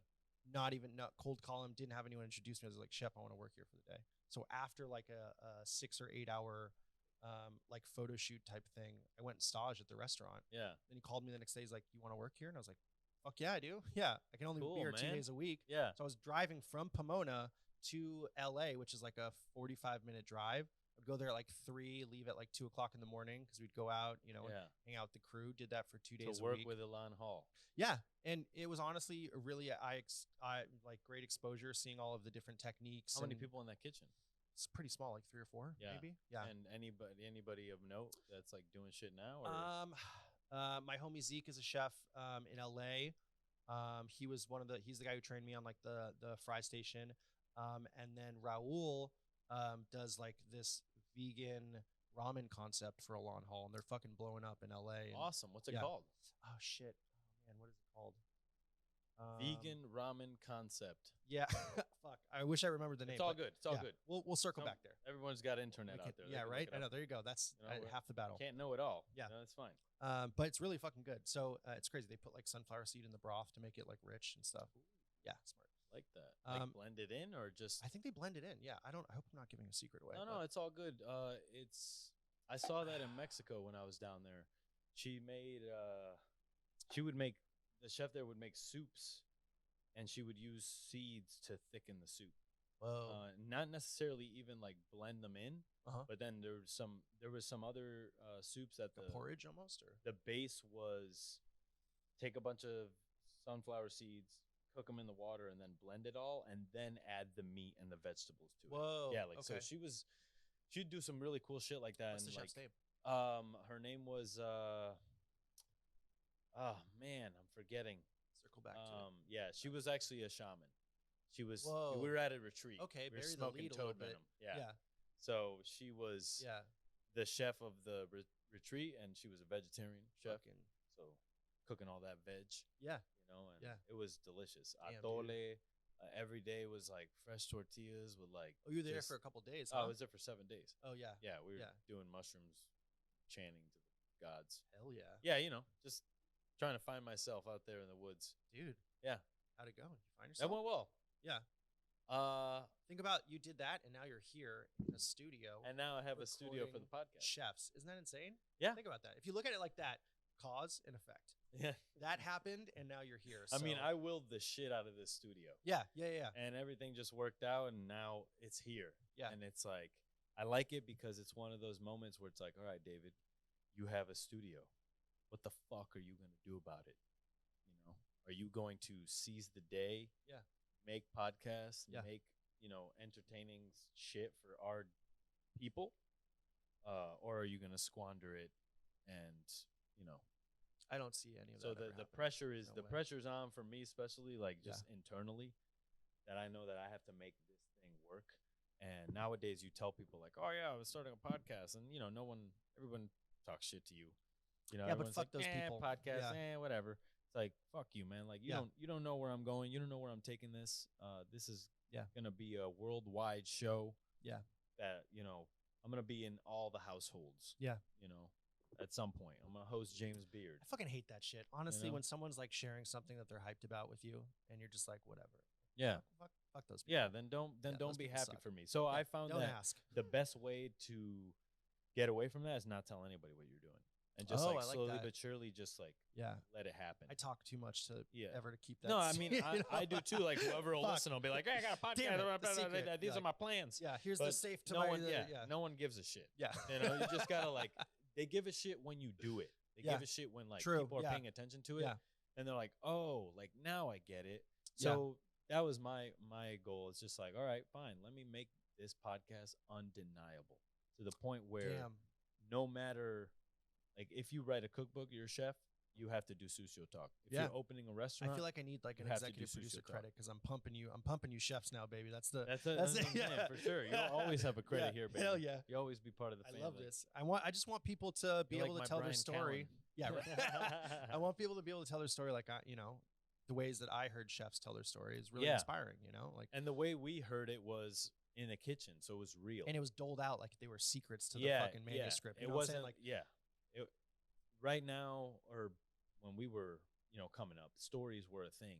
Yeah. I feel like as the times are changing, some of the things that were done were wrong, so the stories aren't being told. Yeah. It's like we need to be honest about where we came from and what we thought was right or wrong 10 years ago. True. Because it changes. Because there's a whole fucking industry out there that thought it was right. Yeah, exactly. Shit, you know, exactly. No one fucking batted an eye. And we were all being pieces of shit. We didn't even know it. I think that's my biggest issue with like this, you know, Kenji Alt Lopez, you know, did this whole story where he was like trying to take down Gordon Ramsay for Boiling Point, which if you guys haven't seen Boiling Point, like watch that video. It's just incredible. Like watching him expedite and cook and like throw pans at people and like Gordon Boiling Ramsay. Points. Yeah, I've seen it. Yeah. It's insane. He's like pulling people by their apron. Like fucking. He's like, hey, big boy. Fires a guy for drinking water. You're worried about your 25 quid a week, yeah? Yeah. Come here, you. And like, I get it. You want to, you know, that's not okay. You didn't run your kitchen like that. But if you really want to have that conversation, you need to be prepared for every chef that will go down. Yeah. You know what I'm saying? It's like, don't have that conversation and just pick out one at a time.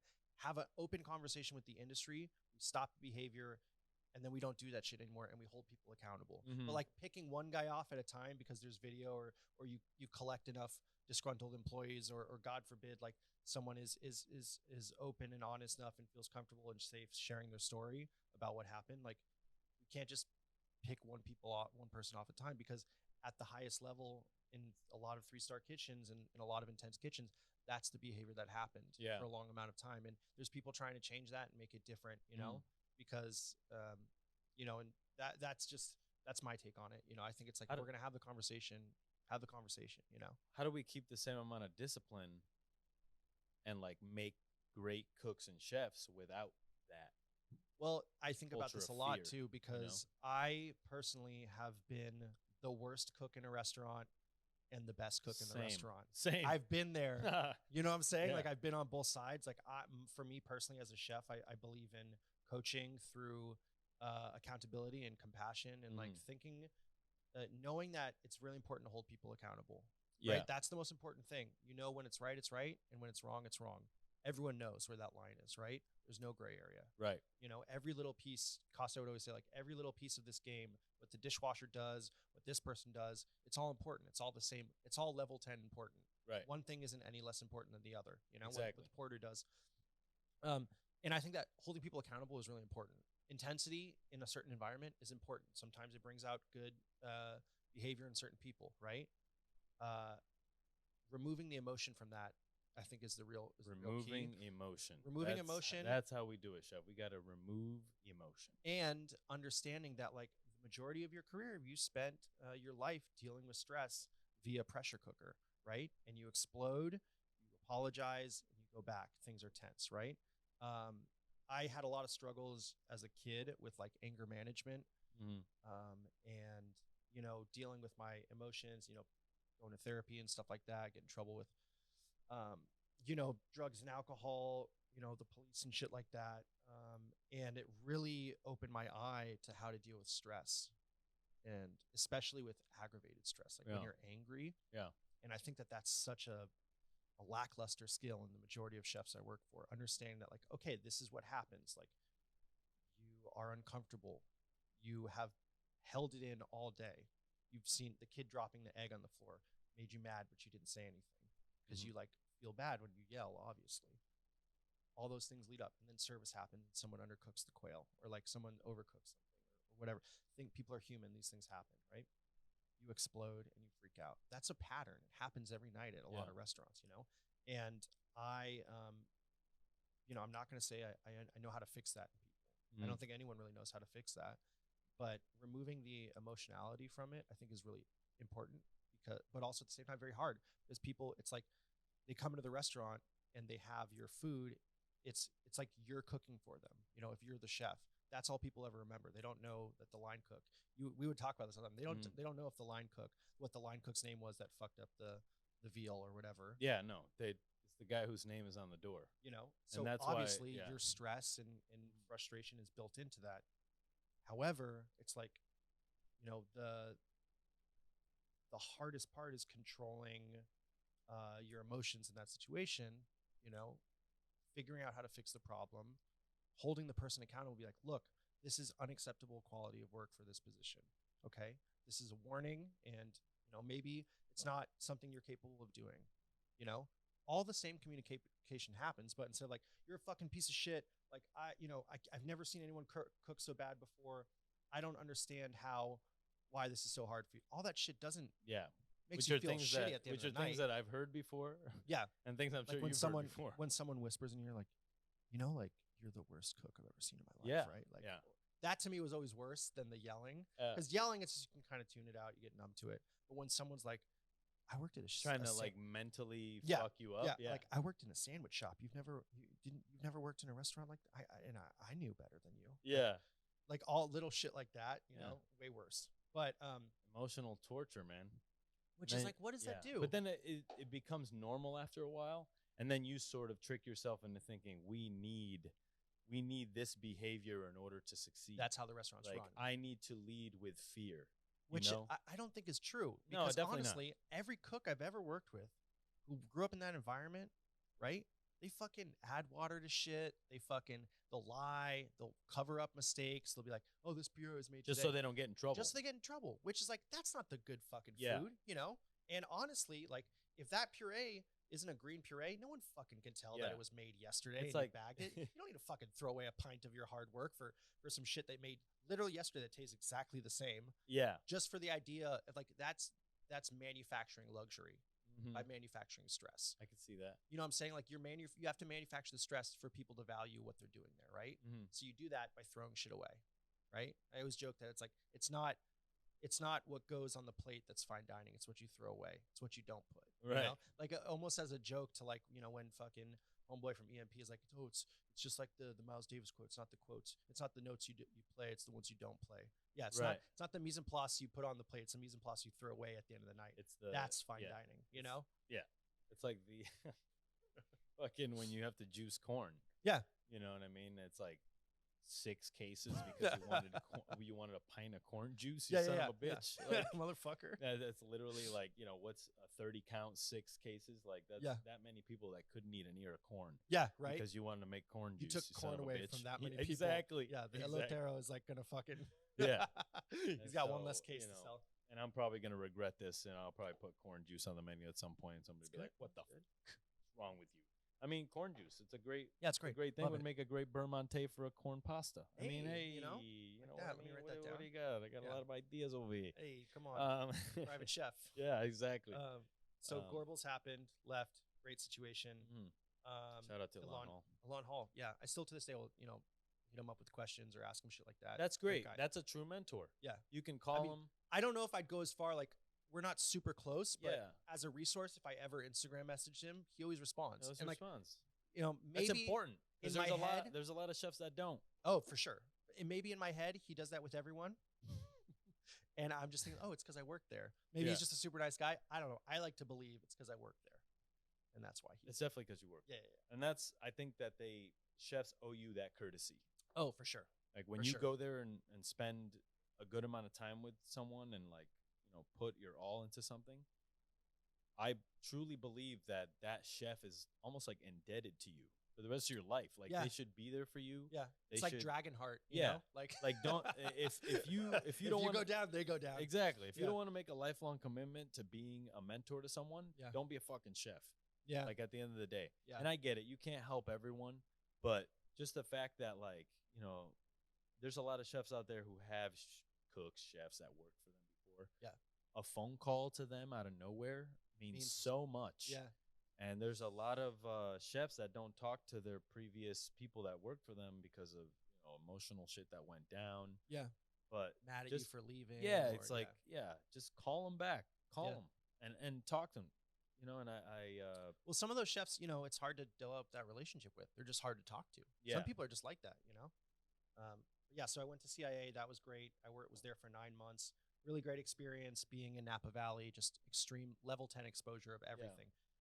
Farmers market vegetables, chefs traveling from all over the country to come talk at CIA. But it was only 9 months worth of cooking. Gorgeous and like school. Beautiful. Yeah. Wizarding school for sure. Hogwarts all the way. Hogwarts like vibes. Hogwarts, literally. Yeah. But a little sad when you realize who actually built St. Helena. Yeah. Yeah. Yeah. Not wizards. Exactly. It was like in basically it was a straight Chinatown. It was Chinese immigrants who were not well received by they were like ran out of town. No. One of the most terrible things about St. Helena and Napa Valley. Like 100%. We should talk more and about. That's what's crazy is like you'll walk into places and it's like these fucking white people well-to-do shops, and it's like they'll have a small picture on the wall commemorating the Chinese. I'm like, is this a St. Helena? I opened a business starter pack. Yeah. Like, do you actually give a fuck about these people, or is it just like, did this come the history of this town is very important? It's like. That's fine. Yes, it is. History. But fucking mean it when you're gonna, Yeah. So good to don't gimmick it. Yeah, exactly. So I was there for 9 months. Great experience. And then, but honestly, I think culinary school is important for exposure. But on fish butchery day, I didn't get 15 fish to butcher. You get one, and then you have a practical. And that's how a lot of those classes went. I didn't really develop any strong skills while I was there. It was all exposure. And I think anyone who believes that they will develop those skills at culinary school, or at least the program that I did, I'm sure the longer programs, 2 years, you have more time, more ingredient, more time to fuck shit up, more time to do things well. But I didn't really get that from 9 months worth of cooking. It was more of just a resume bump, exposure, meeting people, having a network now, and exposure to Napa Valley, which would be my home for a couple years. After the program, I was talking to the owners or like the company that manages Rutherford Grill. Right. Which are you familiar with them? R&D Kitchen. Rutherford Grill, R&D Kitchen. Houston's. Yeah. I mean, that's a huge company, that is right? a powerhouse company that churns out a lot of talent. And I wasn't sure what I wanted to do after school yet. I thought like, okay, let's get this actual business acumen figured out. Let's go the restaurateur route first by working for this company, seeing how they manage successful restaurants. But I spoke to some of my friends who had done the program, and they said the program was basically like it chewed up and ate a lot of people. Basically, they paid really well, but it's almost like working on a cruise ship where like they take your passport and you're not allowed to leave. Like they relocate you to like their restaurant in Denver. You don't have any friends in Denver. You spend 15, 16 hours managing this restaurant. You have no time for anything else. And then they move you to another location. So you're gaining experience, but also you have no life otherwise. Right. They remove you, so it kind of like indoctrinates you a little bit. Maybe I'm being dramatic. Like they were paying like $70K for managers back in like 2015, which was shmoney. At that that's time, good. That's good sure. fucking money for a manager in a restaurant. A manager at a restaurant? Are you fucking kidding me? And then the other decision I had, and this goes back to like my feeling of like whenever I've made these big life decisions about becoming a chef, I've always done them in 2s or 3s of like trying to weigh my options. I was at a bar in St. Helena called Anna's, and like every Thursday I'd go there and sing karaoke. Yeah, shout out to Anna's. Oh, Karaoke Mike, night was so much fun. Thank you for everything. When I left Napa, Mike the bartender pulled me in the back and like he was like, he and I took a shot together. Dude, back Mike the bartender. Yo, shout out to him. Oh my God. Just fucking the nicest amazing guy. So fucking nice. Great attitude. But he pulled me into the back of the bar. I was like, hey man, I'm really going to miss you. Thank you so much for everything. Cause I would go there and tip 20% every time, no matter what. Right. I drink stuff like that. And I was like, does this mean I'm an alcoholic if the bartender is sad to see me go? Does this mean I've been at this bar too much? But I met, so I was there shooting pool one night and I met someone named Coleman Griffin. Hey, Coleman. Who, I talked to him about Meadowood and, I think it was him and Carl, they were playing pool. Yeah. And Carl fucking didn't want anything to do with me, understandably at the time. I was like, "Oh, you're a chef. That's so cool." Like, the restaurant. Carl was like, "I don't want any of that bullshit." Shout out to Carl Alexander out there in New York. He said, "Fuck off, boy. Don't talk to me, dude." Yeah, one of the funniest people I know. Yeah, Carl, biggest lemon twister, fucking shit talker I know in my life. Oh, 100%. So Coleman hooked me up. I told him, I was like, I'm interested in staging at the restaurant. Yeah. He's like, okay, cool. Here, let me put you in touch with Jessica Shelton. Yeah, good on him, man. Honestly, like, he didn't need to do that at all. He didn't need to. And and obviously too, like at that time in a lot of restaurants, there was this culture of like, if you had someone stage at the restaurant, they better be fucking good. They better not fuck anything up, know? Don't embarrass me don't embarrass me mentality. Like, don't fuck this up for me. Yeah. Like what fucking Howard said. Yeah, exactly. So Coleman, introduced me to Jessica Shelton, was just like, send me your resume. And I was like, you know what? Sure, I'll send it in. And then I also was like, fuck that. I'm going to go up to the back door of the restaurant and drop off my resume. Right. Which I always identified with you because you did like the same thing. You just fucking showed up there and worked. The old and Dave method. That's if you're persistent, just especially show up. if you're outclassed. When I was feeling very outclassed, I was like, I'm gonna be undeniable. That's how I get the ladies too. So outside their house, I just show up. Just show up. That's and, right. Flowers. That's false. Chocolates. That's false. So I basically showed up with my resume. I was all feeling all plucky. Just had dropped. I was like, yeah, I'm gonna get a job at a Michelin-starred restaurant. And pulling it back like a year before that, I was on a plane to San Francisco, and there was a video of Meadowood. It was like a small promotional, like, visit Meadowood in the Napa Valley, and like a promotional video. And then Costa was in the video, and there was a huge, just like a line. You know how they do like the conveyor belt for the events where they like plate the dishes? They were doing that in the video. And in my head, I was like, man, if I could just be a fly in the wall here, if I could just steal some corner of responsibility and just be a cog in that wheel, it would be so great to be there and be a part of this institution. So cut to a year later, I'm like, this is my chance. I'm going to do it. So I go and knock on the door. I drop off my resume with, it was Costa's office, which I didn't realize. So I dropped it off, and he had an office assistant there who wasn't Jessica Shelton, someone else. I forget what her name was, but Nicole Smalls. Maybe she had a Eastern European accent. I think she might have been Russian. Crickets. Yes. Oh wait, was she sommelier? No, not her. Okay. No, not her. Not Victoria. Not Victoria. No. Okay. Never mind. All right. Anyway, moving on. So I drop off my resume. You walk in, and she's like, "What is your business here?" It's essentially like that. I'm like, "Hi, I'd like to, here's my resume." Walk out the door feeling great, and then, I hear some footsteps outside of the restaurant, and then I'm walking with my back towards, and I turn around, and I hear Martina say, Spencer Horovitz? And Martina Costow. Martina Costow. Right. Turn around and say, Spencer Horovitz? And I, boom, turn around. I'm like, oh, fuck. And then she's like, do you want to come in and talk for a second? And I was like, great. Yeah. So she brings me in. I'm like, great. She seems nice, amazing. Yeah. This is a great win for me. And then I come into the office and fucking Costow's sitting there in the chair like this. Let me do the Costow. Give you Godfather vibes. Let me give you the best Costow, guys. Kind of leaning back. So Spencer, you work for Alon Hall. Yeah. And I'm like, yes, I did. I feel like there was a microphone there for that to speak into. Yeah. Yes, I did. You work for Alon Hall. You work for Alon Hall, huh? And then, no, you know what Martina said? She's like, oh, you work for Alon Hall. And then I was like, yes, I did. And then Costow sitting from the back of the chair, he's like, I got dated my wife for like 6 years or whatever the time was. And I was like, shit. You're like, I'm not getting this job on like, account of dating history over here. And then he's like, all right, well, I'll give you a shot. Yeah. Don't fuck it up. And then I staged there for like a month.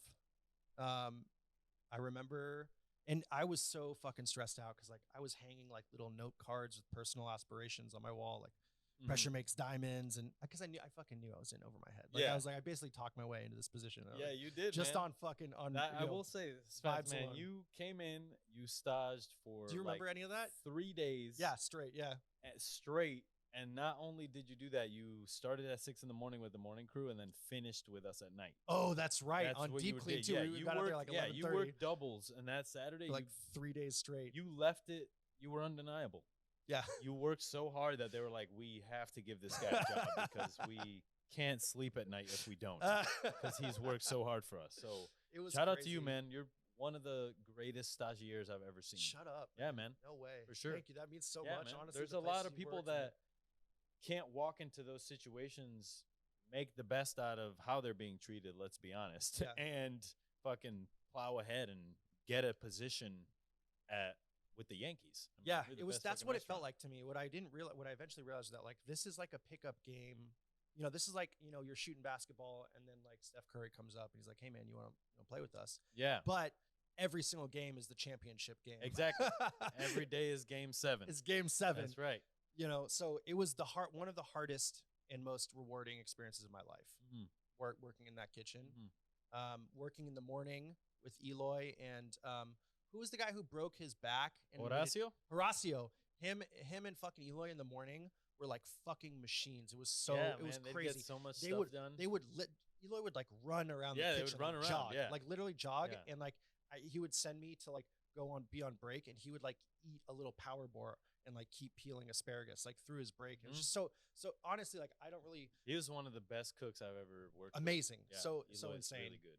And like a fucking tyrant too, like whooped my ass like in the best way possible. Like, he got roasted me in your shit. ass, didn't he? Dude. Oh my god, he's the one who would like lean in my ear and be like, "What the fuck are you doing?" Yeah. Or like I would be like walking with a sheet tray, you know, and he'd be like, "Let's go! What are you doing?" Dude, yeah. He would call people out from across the room, which I think so about embarrassing all the time though. Now when I'm like when someone's kind of like casually walking with the sheet tray, like don't run, but like the fuck are you waiting for? Yeah, like come on, man, like. Yeah, playing with tenacity, just being like a 110% always. How you walk, how you talk, everything.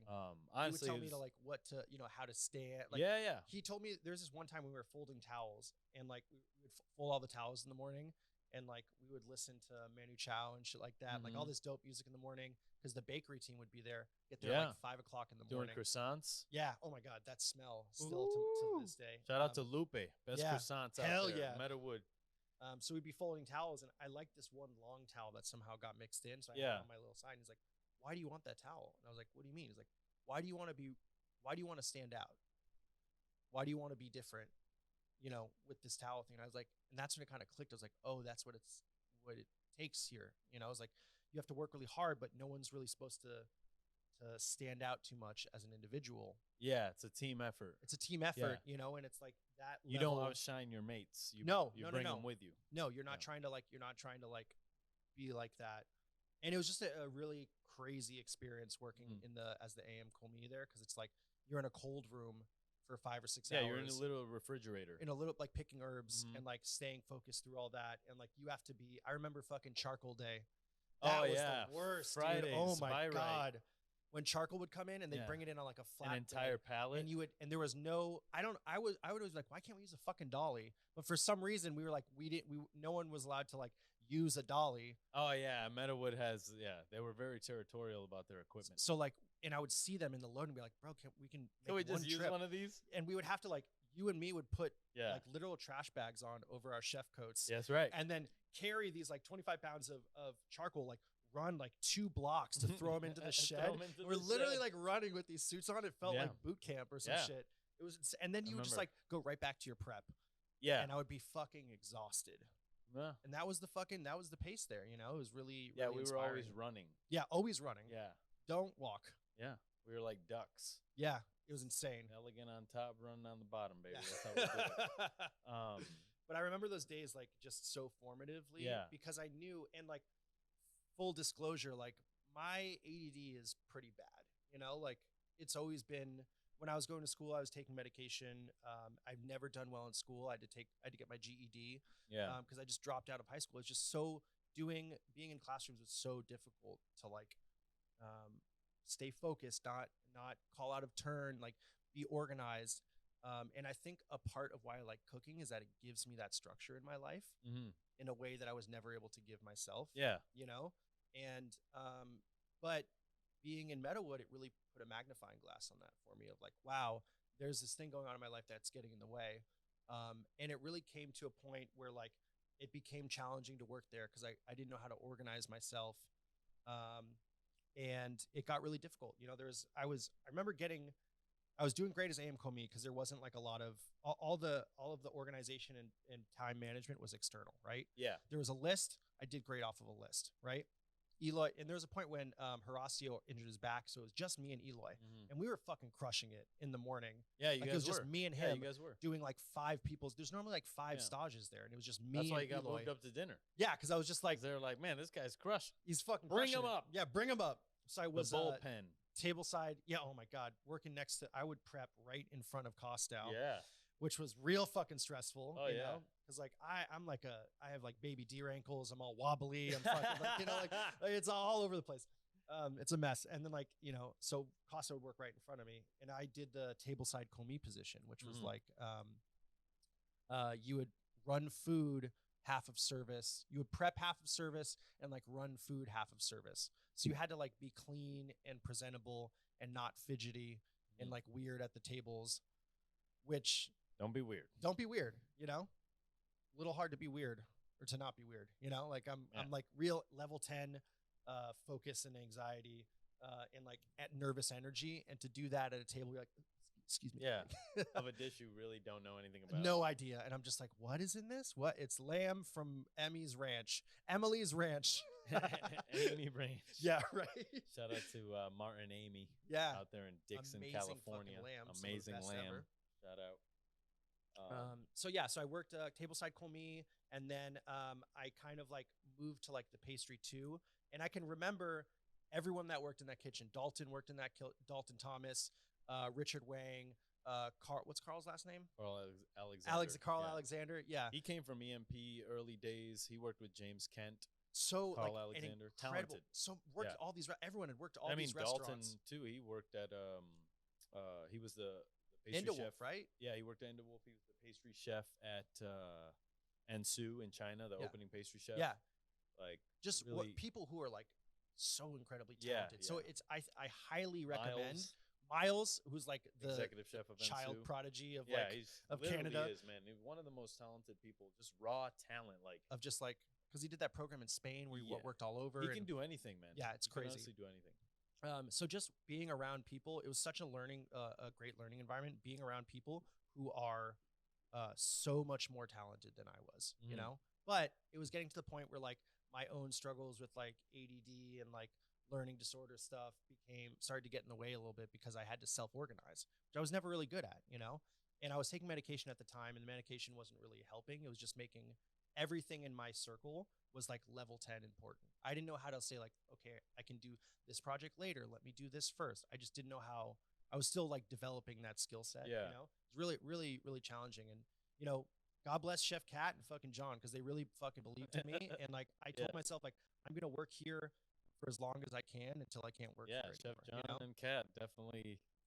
They were on Team Spence. They were like, Spency Wency, go and get it. Let's go, baby. And like everyone, all the line coaches would come over and try and fucking hype me up and like give me words of advice. Everyone wanted me. I just didn't have the skills to work there yet. We were rooting for you, for sure. Because for the entire time up until then, I had been working while going to school. So I never like got my ass kicked at a restaurant, which is, I don't think I communicated that at all to anyone. No, I was just like knew how to talk and like got my way into the restaurant. But at the end of the day, I think that like we learned something from it. Yeah, like you taught us something that like, you know, you came in there with almost no experience and you were able to hang for a little while and you got on a station. Yeah. That was a really strong thing for the younger guys that were in there. Yeah. Be like, wow, this guy's coming in, you know, where we like think we need all this experience to go. Well, I can understand how it would be now it would be so frustrating to see me with like no experience really at that level and talent doing at your level. I could understand why some people could be like frustrated by that. I totally understand. You've committed your life to this. You're an incredible cook. And here I am like fumbly wumbly, like doing all the, you know, making a scene, but like talking to the chefs and trying to like get in with them and like getting attention from the chefs, you know, how that could be frustrating, you know. What was the tell the summer squash story? Oh my God. Okay, here we go. So this is obviously we work at a farm. We work with the farm, and they would have 50 pounds of squash, 100 pounds of squash, like all the time, right? Every other day. Every other day, and we were using it in staff meal. We were using it on a dish. It was used a lot, but mostly we would roast like the big donkey squash for staff meal, right? And it got to the point where everyone was roasting squash for staff meal. And, you know, I think the first person to do something different, like Mark Liu made like, Mark Liu, who's the pastry chef at Cezanne. Pastry chef at Cezanne. Yeah. Shout out to him. He made like squash fritters. And I was like, that's smart. Make, you know, a little action. Breaded squash, okay. Yeah. So he did that. And then, you know, it was great. Kind of passed the eye of Sauron, you know. And then Dalton was making carnitas. Right. And he was like, okay. And Chef Cat was like, no more fucking roasted squash. Chef doesn't want to eat any more roasted squash. He's like, you guys are creative. You can do better than this. So Dalton's making carnitas, and he's like, all right, I'm going to make carnitas. Here's this vegan carnitas spice mix. I'm like, sick. Okay, I'm going to make vegan carnitas. He's like, use the squash. And I'm like, okay, I'll make vegan carnitas. Never clicked in my head. And I'm like, how would I do that? Okay, I guess carnitas you would roast in the pan first and then kind of braise maybe. Yeah. So like, I'll just roast the squash. I don't want to hammer it. Perfect, most incredibly cooked roasted squash of your life. And I'm sprinkling the spice mixture on. I'm like, I think I'm fucking up here. I think I've made a huge mistake. So I put in the hotel pan for staff meal. I walk over to the pass, you know, and I put in the hotel pan. And from across the room, Chef Cat and Chef John have already seen what's been going on. They're like, this is a train wreck. We can't stop. Yeah. So Chef Cat walks over to me, and she's like, she looks at it and she's like, hey, Rich, can I borrow some cheese? Can I use some cheese from your station? He had this like queso fresco that he was doing something with. Yeah. So we're like, and then she comes up, she's like, we're just going to zhuzh it up. We're just going to zhuzh it up. And Chef Cat is one of the in the kitchen, like at that time, was one of the most intimidating people. Oh, 100%. Ever. Still like, is, bro. Yeah. Like you don't lose that. Such a badass, such an incredibly talented woman who you never wanted to let down or right. fail. Yeah. And she came up to me and like, she had nervous energy of being like, oh, we're just gonna zhuzh it up. I'm like, why are you talking like Rachel Ray? I was like, she's nervous. That's a problem. So we put like cheese on this hotel over this squash to make it look like a football field, which to this day is like, why would we even? Yeah. I was like putting it in lines, trying to make it look like something it wasn't. And then Costow, I knew he was coming in because like his red solo cup. Was in the yep. Yeah, that's when you knew. Keys in the drawer. Yeah, boom, Ching. He's in. He's got his little thing. He walks up with his little binder under his arm. He looks over at this and he like has a quiet conversation with Kat, which I don't know how they did that. They had these like sub-audible conversations like to themselves. Yeah. Looks over at me, looks at the squash, and he's like, from across the room, this is the only time that man has ever yelled at me. And like, literally, he's never raised his voice. Yeah. You know, I was just at a different time in the restaurant. Like, I think he was like, I don't need to yell at this kid. I don't need to yell at this kid. Yeah. And he looks at me dead in the eyes like, I am the law. I was like, he went full Judge Dredd on me. Yeah. Like over some summer squash. But I was like, and I ran over to like the blender to try and start blending the squash. I was like, what the fuck? He was like, too late for that. And I just remember I was like, man, I roasted squash. And I like had this whole fucking yeah. And like, you know, honestly, like it's so it was just like things like that, just being like clearly outclassed in a lot of Chef's ways. defense, we were having squash Every fucking day, a lot of it every day. But it was just as far as exposure goes, such an incredible learning experience, and I still keep in contact with like everyone to this day. I remember how kind of blood was in the water. Like I was like, okay, I'm probably gonna get 86 from the spot at some point, but I'm gonna fucking live it up while I can. Yeah. I'm like, ooh, you gotta fuck kick me out, So they told me, Howard Coe left to go to like be the chef at Goose and Gander. And he hit me up on Facebook Messenger. He's like, hey man, how's it going? Real nice, And he's like, if you ever want a job, let me know. I'm like, that's weird. He hit me up. I must be doing, I'm a commodity. People are hitting me up for jobs. Little did I know, it's like I was probably gonna like get shit canned like, soon. I'm a hot boy. Yeah. So I was like, I told Chef Kat, I was like, yeah, isn't it weird? Howard hit me up about a job. And she's like, that's weird. And then literally 5 minutes later, Howard texts me in all caps. He's like, what the fuck is wrong with you? Why would you ever tell Chef Kat I'm trying to poach you? And I'm like, I didn't, the idea had gone so far over my head. I had no fucking clue what was going on. It was just fucking hilarious. But she would like shoot me a text. Cause like Costa sent me down. I was like, look, man, I don't think you're going to work out here. Right. But Chef Kat thinks you're going to do a great job. Like he was like, she believes in you. I think she's making a terrible decision. Yeah. Which in reality, like I wasn't going to overcome. Yeah, man. I wasn't going to fucking change, but I was working as hard as I could every day. You were doing the best you could. That's what to me is like, feels like we made it a great that's situation. That's why when you left there, I was like, there was no hard feelings of he failed. Like, trust me. I seen motherfuckers shit canned from there, and you were not the worst. You know what I mean? Honestly, I'm fine. I was always fine being the worst cook in that kitchen because of my peers. My philosophy is always like, turn your idols into your rivals, and it's like, I knew I would have my own restaurant someday, and like, I knew that this was just a step, and like, it was inspiring. It's fucking sucked first, but like, it was really inspiring now when I look back at it, like just to have been in that circle and to exceed any other restaurant I ever go to will never be like that kitchen. No, standards wise, quality wise, you know what I'm saying? Like, what you're saying. It's a different thing. Unless you work there, you'll never know. Yeah, it was a special place, and I just wonder how many kitchens are like that today. I mean, there's good and bad about it too. Like some people, objectively, it was hard for them to work there for a number of different reasons. But like the food was amazing. Chef's level of like his passion for what he believed in. Yeah. Was like a fucking drug. Well, you had a mission.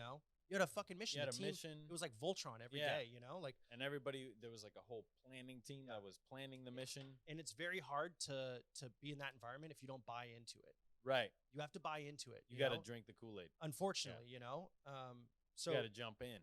Costow, yeah, exactly. So Costow was like, look, man, I want to help you out. He got me a job at Red Restaurant. Okay. Yeah. Worked there for like a year and a half. Just an incredible fucking kitchen. Brandon Rosen and Richard Reddington, namesake. So this is a restaurant, classic wine bar restaurant. Well, not wine bar, like a restaurant in Napa Valley that was just doing really incredible. Like the chef worked for Danielle, and he worked for all these chefs in France. And Chef Richard Reddington is a one of the most talented natural cooks I've ever met in my life. Brad Pereira is still his chef. Shout out to Brad over in Brad at Redwood. One of my closest friends to this day. It's funny. I was talking to somebody about Brad Pereira yesterday, and they were like, I don't know how he gets such hot women. Yeah, I don't understand. Well, I know. I know. And I'm like, bro, he's he's hung like a horse. Who knows? You know what I mean? Hey, it's all good, Brad Pereira. Man, he's gonna fucking yell at me. It's all hey, whatever. No, I fucking love Shout it, out to you, Brad Pereira out there, hung like a horse, chef of Redwood in what city? It's Red. Or Red? Where is it? Rochester. In Rochester. Doing some amazing food. Yeah, doing amazing food. Tom Segura just shouted him out on Instagram for his food. Dope. Yeah, insane. Hell yeah, man. Really proud of him. His food is fucking amazing. But so I worked there, Brandon Rosen, Tommy Mayett. And that's where I really learned how to cook and be aligned. Right. Because Brandon Rosen worked at EMP, worked at the Laundry, opened Benu. Super young when he was like all the incredible pedigree, one of the best, like such a talented chef. Really. And then Jesus Loyola Corazon was the sous chef there. One of the most amazing cooks I've ever met in my life. Yeah. Such a fucking badass. Someone who you just want in your fucking corner when shit goes wrong, you know? Annabelle Atkins was the pastry chef? Amazing pastry chef. Yeah. She's got Samia Baking Company out there in shout out Houston. Houston, Texas. And like tons of people have worked at Red. David Meyer, who worked at Verjus in the laundry for a long time, he worked at Red Restaurant. Right. What's the chef's name at Avery? Rodney. Rodney worked at Red. Rodney worked at Red. Yeah. Really? Fucking believe that. Yeah. David Chavez, who was the GM at. Is that where they all went after the French Laundry? I think so. Yeah. I was like, so.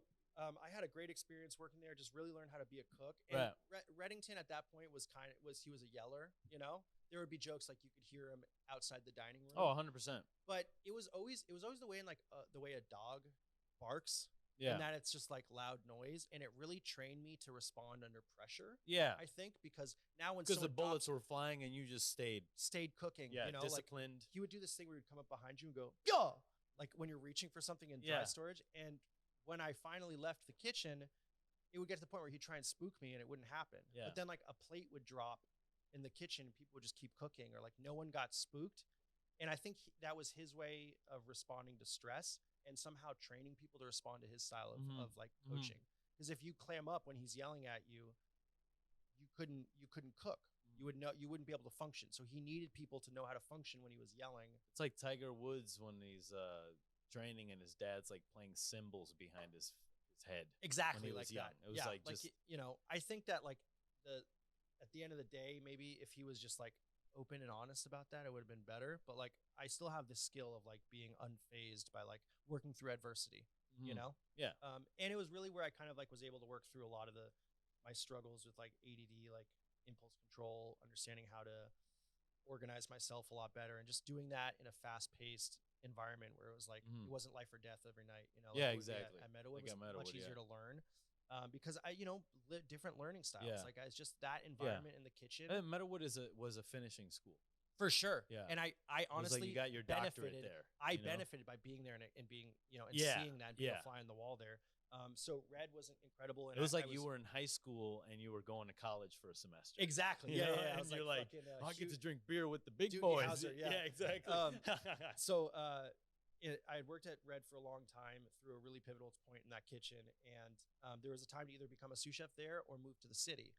And to this day, I wish I had stayed on to become a sous chef and just worked there for another 2 years, because I really would have benefited more from staying somewhere for a long amount of time. Right. That's how you learn the management side of things. Exactly. Yeah.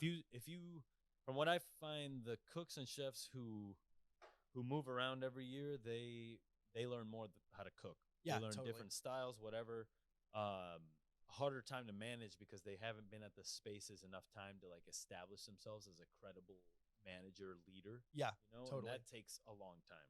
That was my experience. And that's honestly where I learned how to vary my coaching strategy for each person. Like it really depends on, some of the kids, some people you can't clap your hands behind and tell them to move faster. Let's go. It doesn't work. Yeah. It doesn't work. That would it was time to move, and I was staging. I staged at 3 places. I staged at what's it called? Liho in the city. Right. I staged at Lazy Bear, and then I staged at not Alter. What was the restaurant that Brett Cooper had? Which one? He was like an old Qua guy. I'm totally blanking on the name, but it was like a very successful San Francisco restaurant. So I staged there. Still open today? No, close. Close. I think he's in LA now. So I staged there, and I decided on Lazy Bear, and just wasn't the right decision. I think that I thought I wanted to be in a Michelin-starred kitchen again, like at a 2 Michelin-star level, and that's where I realized like that cooking just isn't my style anymore. Right. And there's a lot of personality in that kitchen. There's a lot of Joe Sasto was there before he went on Top Chef. Right. And then who else was there? Matt Hanley, who I think is one of the chefs at Osito now. Chris Johnson, who was an old Qua guy. Just a lot of personality, and just like after coming from Meadowood, I was like, I'll never work. No other kitchen is gonna be like that, and I don't think I really want any other kitchen to be like that. I want to go and like explore more of this like 1 Michelin star level, like in San Francisco. Yeah. So I worked there for a month, and it was just kind of like a weird environment, doing like 40 plates at once. Like one of those plates has to be cold. I always 40 plates at once. Like, somebody's getting cold fucking food. I always asked or wondered, do you guys like get out earlier because you're feeding the banquet, or like no. I never understood. It's 2 seatings, and like there's still deep cleaning and shit like that. I mean, the chefs who are on it now are fucking super dope. It's a couple. They're like co-CDCs. Yeah, they're super great. I'm sure the food must be different now, but I gotta get them on. Yeah, I'll connect them. Do it. EP credit, right? Do it up. Yeah, that's right. So it just wasn't the right kitchen for me. And then I went and staged at Statebird in the Progress, and Brad was working there at the time. Yeah. Gabby Medea, and was Connie working there? Connie was working there. Was Ting Ting working there? Ting Ting had just left. Ting Ting. Shout out to Ting Ting. I staged at Statebird, and they told me I did a good job on my stage because normally you eat the whole menu. Yeah. Or they feed you the menu, and I was the only stage that's ever eaten the entire menu on a stage, like crouched behind a low boy, like here, try this. So that's like if they feed you a lot. Yeah. And then I went and staged at the Progress, and like I had half a hot dog at the end of service. I was like, did I fuck up here? Like, what did I do wrong? And they're like, no, Chef Stewart was expediting, so people just felt weird about giving you a lot of food. Half a hot dog. At the end of the night, it was a cook. I'd be like, I'm gonna fire a hot dog. I'm hungry. Oh shit! All right, you want half of this hot dog? And I was like, yeah. Yeah, right. That's funny. So I worked at the Progress for like a year and a half, and it was one of the most incredible restaurant experiences. Yeah, it was one of those restaurants where I developed lasting, lifelong friendships with people. Right. Connie McGuire was my chef there. She was, dude. Connie is a badass. Oh my god, hot this woman is an incredible sexy woman. I'm sorry, but she is just like every time I see her, I'm like, yo, I cannot with this right now. You know what I mean? Just got that it factor. I'm like, Connie, yeah. No offense to your boyfriend. No, Austin's I know. Austin's the homie. He's a good dude. Beer. He's a good dude. Love him. Yeah. So she worked at WD-50. Yeah, with Andres. With Andres, yeah, who's my new daddy. Yeah, that's right. New daddy now. The new chef, the new daddy. Andres is the chef of Snail Bar, and is the chef owner of Slug Bar. That's right. He was on the episode Chef's Panel. Yeah. I'm also gonna reissue his episode. Oh, cool. With Peter LaRue. I gotta have Peter LaRue on himself. Yes. With a couple of winos. So Connie worked at WD-50. She was just an incredible chef. Like all my friends to this day, a lot of them are still cooking. Just incredible people who you don't really see that at restaurants. People don't hang out after work anymore. No. But because 2 restaurants were next to side by side each other, there's always something going on. There would be like a 10-person group of people at every bar that we went to. And they were all just cooks from Statebird in the Progress. And that's really where I developed like a community of friends here in San Francisco. While I was there, I met my girlfriend, so huge pivotal moment too. Oh wow. She didn't work there, but we met online. But like just that, working there is when I, developed this relationship with my girlfriend. Yeah. So just all these big moments happened in my life while I was there. When things are going good in your professional life as a cook and chef, I think you have more confidence for your personal life. Oh, totally. When you don't feel like a piece of shit every night. Yeah. You know what I mean? Yeah, you can like actually go out and like have some bit of confidence to actually talk to a woman and not be like, oh, I'm a piece of shit, and it definitely shows. Like after you get a certain amount of skill in the kitchen, it turns to confidence. And you start to wear that. You start to walk. Like I when I saw you, I was like, this motherfucker looked tall as fuck. I didn't know you were taller than me. And it's like when I met you, that's right. You were slouching. You're like, kind of crouching. And now you're like fucking Squanto, dog, with your fucking big ass burly matzo ball chest out. Hell yeah. Just fucking slaying it out here. Where I started to develop a lot of that was we would play basketball. Yeah. With the Meadowood team. Yeah. And of course, go figure, I'm not the best at basketball when I first started. I mean, you were the worst. Yeah, literally the worst. Richard Wang, one of the best. Yeah, insane. John, incredible. John, I don't know where all these people came from that were amazing at like when do you have time to practice? Like John, incredible. John, Richard. Threes from anywhere. Miles was Richie good. Buckets. Colby used to break his arm every weekend. Yeah, right. Dislocate his shoulder. Oh my God, yeah. Just power through. Yeah. And I remember because everyone was all still working there, and I would play with you guys every Sunday. Yeah, we played every Sunday. And I told, I was the only one that was allowed to cover Costo. Because no one wanted to hurt Chef. Like, someone would play it. Everyone would play it. It was fucking like street ball. Like, people play dude. Yeah, we were playing aggressively. Carl would be fucking pulling on your shirt, saying it's a foul on you. Arguing and shit. Yeah, like talking shit while you're trying to make a free dude. Fucking. So I was the only one who was allowed to cover Costo, and I could play a little rough too. Because no one wanted to hurt Chef. I was like, fuck, I'll fucking, I'll roll this motherfucker around. I don't care. All good. Your birthright, bro. Dude, yeah, hell yeah. It was so fun. Yeah, we would all talk shit. But that's where I kind of like realized that like confidence in the kitchen was kind of like real important. And I Yeah. kind of definitely developed that from a technical standpoint a lot at the Progress, working with Stuart Briosa, just such an incredible chef, really mentors really well. Incredible place to work as a line cook. He is one of the most, as far as like during service goes. So I came from, all these crazy restaurants, and like for him to be like, hey, that's not cool, let's do it again. That's like where I first realized there was kind of like another way of like communicating. Leading. Leading. He's involved. And he definitely gets a little, he can get kind of crazy. Obviously, all chefs can. All chefs, go wrong. Yeah, because they care. Because they care.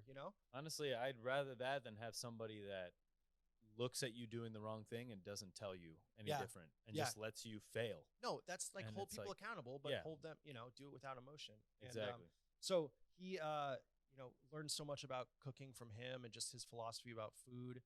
How I come up with dishes is definitely based off of his method of like, okay, what's in the larder, what's in season, and what do we have to work with? Like that's how I develop most dishes. That kind of 3-step method of like, okay, what's coming from the garden right now? What do we have available in our larder? And like, what do we have in the walk-in? Or like, what are we trying to utilize? Or what's the idea behind the dish? Right. His wife, Nicole Krasinski, the Gabby is a fucking amazing chef. Just incredible people all over that building. Lovely family there. Yeah, amazing. The food's delicious too.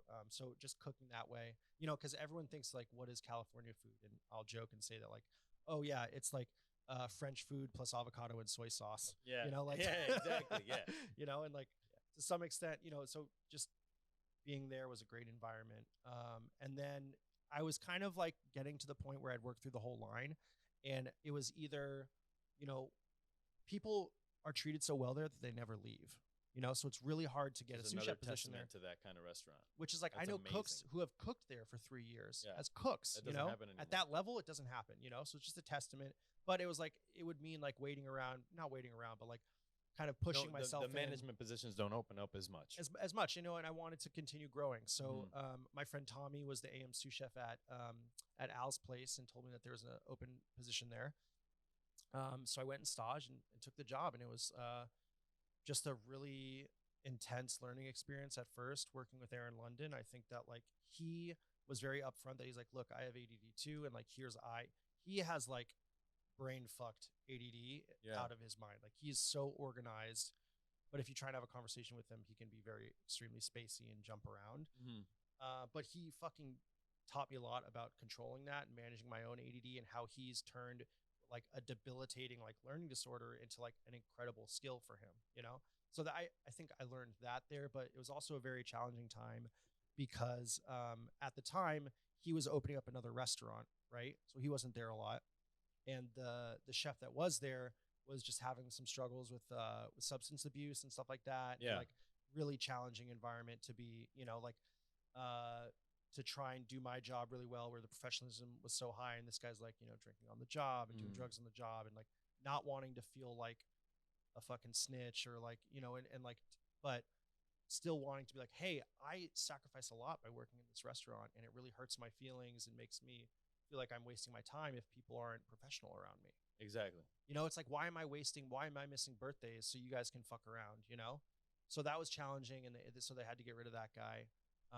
And the year and a half that I worked there was great. He does a lot of stuff with like flavored oils. He's a big one of those guys. I love that. A lot of like really fast ferments, 3 to 5 day ferments, stuff like that. That's great. His food's very exciting. But the kitchen and style of service, was very unique. And Aaron London's a very unique guy. And it was challenging, working with him, because like he's one of those people that is 100% his food. Right. But as far as communication goes and like coaching strategy and mentoring, it's just, he just didn't really have that. Maybe he could do that for other people, but I didn't get any of that. Yeah, I think sometimes you can't mentor everyone. Like when you have a kitchen team, like it's like picking your favorite kid. Yeah. But at the end of the day, there's just some people that get along with the chef in a different way than you do. I never built that rapport with him. I think it was tough too, because it's like I didn't really idolize him in the way that like when I was a young cook, I idolized Stuart Briosa, or I idolized so-and-so, or Richard Brannick. I didn't get that. And he's used to, in order for that restaurant to run really well, everyone's got to be on the same page and drink the juice and be like, yeah. chef's idea You is the best idea. Juice. Yeah. Yeah, I wasn't there. I was, I was like kind of. Well, because you hit that time of like, okay, well now the student has become the master. Yeah, I don't know about that. And then the student has become a. But you feel like assistant. Exactly. But you feel like you have an opinion now. Yeah, true. And in your I knew head, what I thought was right and wrong. For 10 years, your opinions to yourself didn't matter. Exactly. You're just like, shut up. You don't know what you're talking about. know? And then now you're like, I'm like, do I like this? Yes. Do I like this? Do I like this dish? Is this dish what I want? It's not. And that's truly the beginning of the end for anywhere. Yeah. So, yeah. So I got to that point where I just wasn't in love with the food anymore. Yeah. And the pandemic, we were already slow because of the pandemic. He was planning on, so he had opened up this deli and the concept wasn't working. So he wanted to rebrand as like global Israeli food. Right. But kind of like Zahav almost. Are you familiar with Zahav? Michael Solomonov. Philly. Yes.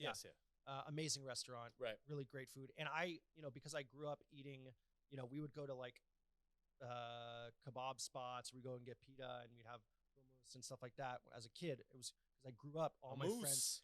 Hummus. Like Mo Mufarej. Yeah, right. Shout out to Mo.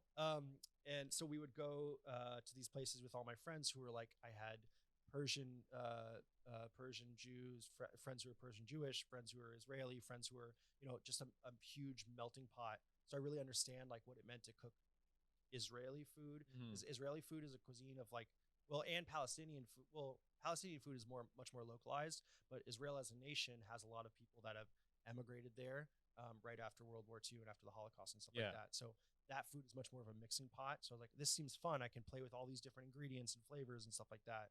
Because I think that like, so he wanted to rebrand his restaurant like that, but the pandemic, he just couldn't make it happen. I was like, I don't want to be the CDC at your restaurant.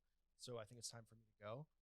So that was during the pandemic, and I was able to do some really cool fucking pop-ups during that time. It was really scary for a lot of people. That's when you just started. That's when I really doing your investing. own thing, yeah. That's when I realized like the secret to me and getting out of like, in Westworld, like to get out of the maze, the secret to me was like having my own restaurant. Now I realized investing in myself, starting my own concept, because I was like, I was ready to start cooking my own food, I think.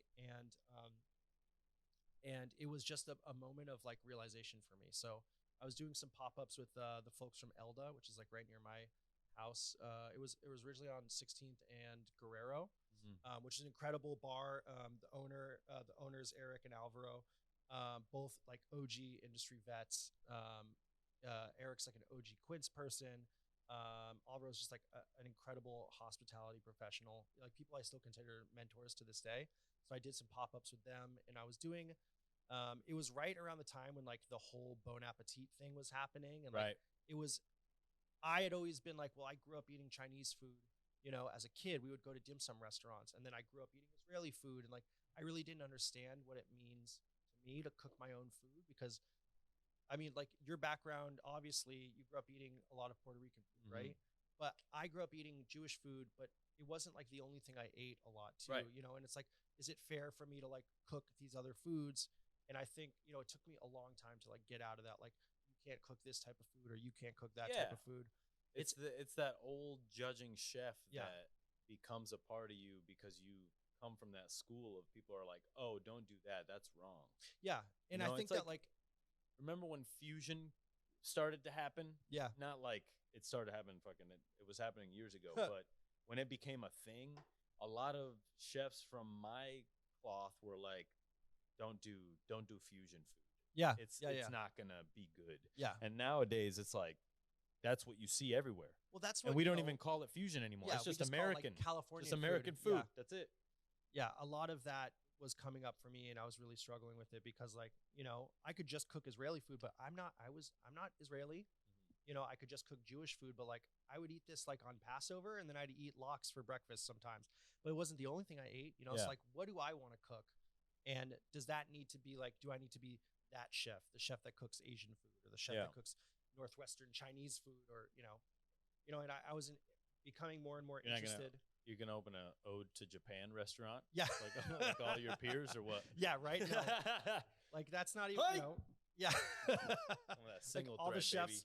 all the chefs, that I had worked for had like, had this kind of like fascination with Japanese food, but it was, or like Chinese food. And like during all the AAPI hate and stuff like that was going on, it was just really hard to see a lot of chefs I worked for not be like, hey, I fucking use these ingredients. I'm a huge fan of this culture. Like I really support this community. I have, 90% of my staff are Asian or have a, and like not hearing them speak up about any of that was really challenging, Yeah. Because at least be like, hey, this community has supported me. I want to support it back, So I was cooking, I did like a menu of, I made like a yogurt flatbread, and then I put cumin lamb in it. And I worked with the chef she was doing a pop-up called Into On. Her name is Into.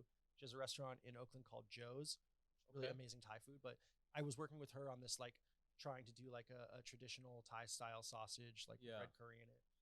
So I was trying to like, okay, well, if I'm going to mix one culture here, I want to try authenticity in this way, which authenticity is kind of a ridiculous concept anyways, but because what's authentic? Yeah, there's no such thing as authenticity. But so I was like doing some good food, but I didn't really feel like the concept really. I didn't had a concept yet, and it was either keep doing pop-ups and then eventually open a restaurant, or like go back to cooking in restaurants that were already open. Yeah. So a friend of mine hit me up about a restaurant that he was working at that he was going to open called Itria. And at the time, it was either help him do that or be the chef at this restaurant called Buddy, because Alvaro, who was one of the owners at Elda, had mentioned that he was opening up this new project with Nick Torres, who is who owns True Laurel and was the bar guy at Lazy Bear for a long time. So he hit me up about that and basically said that, like, hey, we have this great concept. We want you to be the chef. And I did a tasting for them. And their model was such that originally was that like they wanted everyone worked one position. So like you would be one night you would be a cook, and then one night you would serve. And they were trying to like address that problem of like inequality. Front of the house, back of the house. Because I've worked at restaurants where like the tip pool is like servers make 10 times what line cooks make in tips. Servers make what a manager makes. Yeah, even more sometimes. Yeah. Like and I just don't think that that's fair. At its core, I don't think it's fair that someone should work 6 hours or 8 hours and walk out of the restaurant with $400, and part of that you don't even claim on your taxes. Yeah. And then the line cooks are like working and making like a third of that, or working for 3 times more than that. Yeah, and getting yelled at and doing all this shit, so they were addressing this issue that I thought was really interesting. But at the end of the day, I wasn't quite ready to be a CDC. I don't think. I had to like really take a long time and think about it. Like, this is essentially an untested concept, and it's not fair for me to learn how to be a CDC with something that's new. You want someone who knows how to do this so you can make your concept work, you know?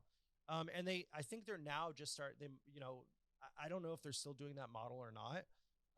But I think it was the right decision to make, to not take, because I wanted to be a chef. So I wanted to be the CDC so bad of a restaurant at that point. I was like, I'm fucking ready for it, but it took a lot of coaching. And Jeff actually helped me make that decision. Right. Took a lot of just coaching to be like, I don't think I'm quite ready for that yet. You're never ready. No, and that's what we always said at Meadowood, was like, there's no such thing as ready, only ready enough. And I wasn't ready enough. You jump in and I think I had to figure other stuff out first. So yeah. I took this job at Itria and worked with Daniel Evers and Angela De La Cruz. Shout out Angela. And it was just an incredible experience. I was the AM sous chef, did fish butchery every day, got to put dishes on the menu, got a ton of great press. Soleil, wrote a great article about us. It was just an incredible experience, because he's my first Italian restaurant, and I'd never really done Italian food at that professional level before. And it's such a different ethos. It really is. Just like put less on the plate. It's fun. It doesn't fucking need all these garnishes and items. Yeah. And like all the process. It's not too fussy. I would pitch dishes to him. He's like, no, just this. Yeah. It's crudo. Stop. Two touches. And now to this day, I'm like, I try and garnish everything like I would garnish a crudo. Like 1 or 2 touches, a sauce, puree, maybe that's it. And just that taught me so much about cooking, that idea of just like do less and let the technique and the flavor shine. Yeah. I think French food is like a symphony, whereas Italian food is very much punk. Oh, hell yeah. Like fucking, hell yeah. 3 people just flavor. Pasta, bread. Yeah. Bread. Yeah. And then you're done. And you're like, wow. It was just a great experience, and getting to work with seafood every day was just like, okay, this is what I want. I want to be the chef that only works with vegetables and seafood, like predominantly, just getting to do fish butchery every day was really just a as a physical experience, really exciting. Yeah. You know, like when you work a fish station, you're doing fish butchery, like it's just it When can be stressful, you know, when the fish, texture of the fish isn't right, or you're dealing with quality, you know, every day something's different. The fish can be a little fattier, a little drier, a little wetter, you know. But it was just a great experience getting to coach the team. And I did that for a year and a half. And that is when I started talking to Andres about Slug Bar. Right. Yeah. And did he approach you about Slug Bar, or? Yeah, he did. So he said he was opening up this concept.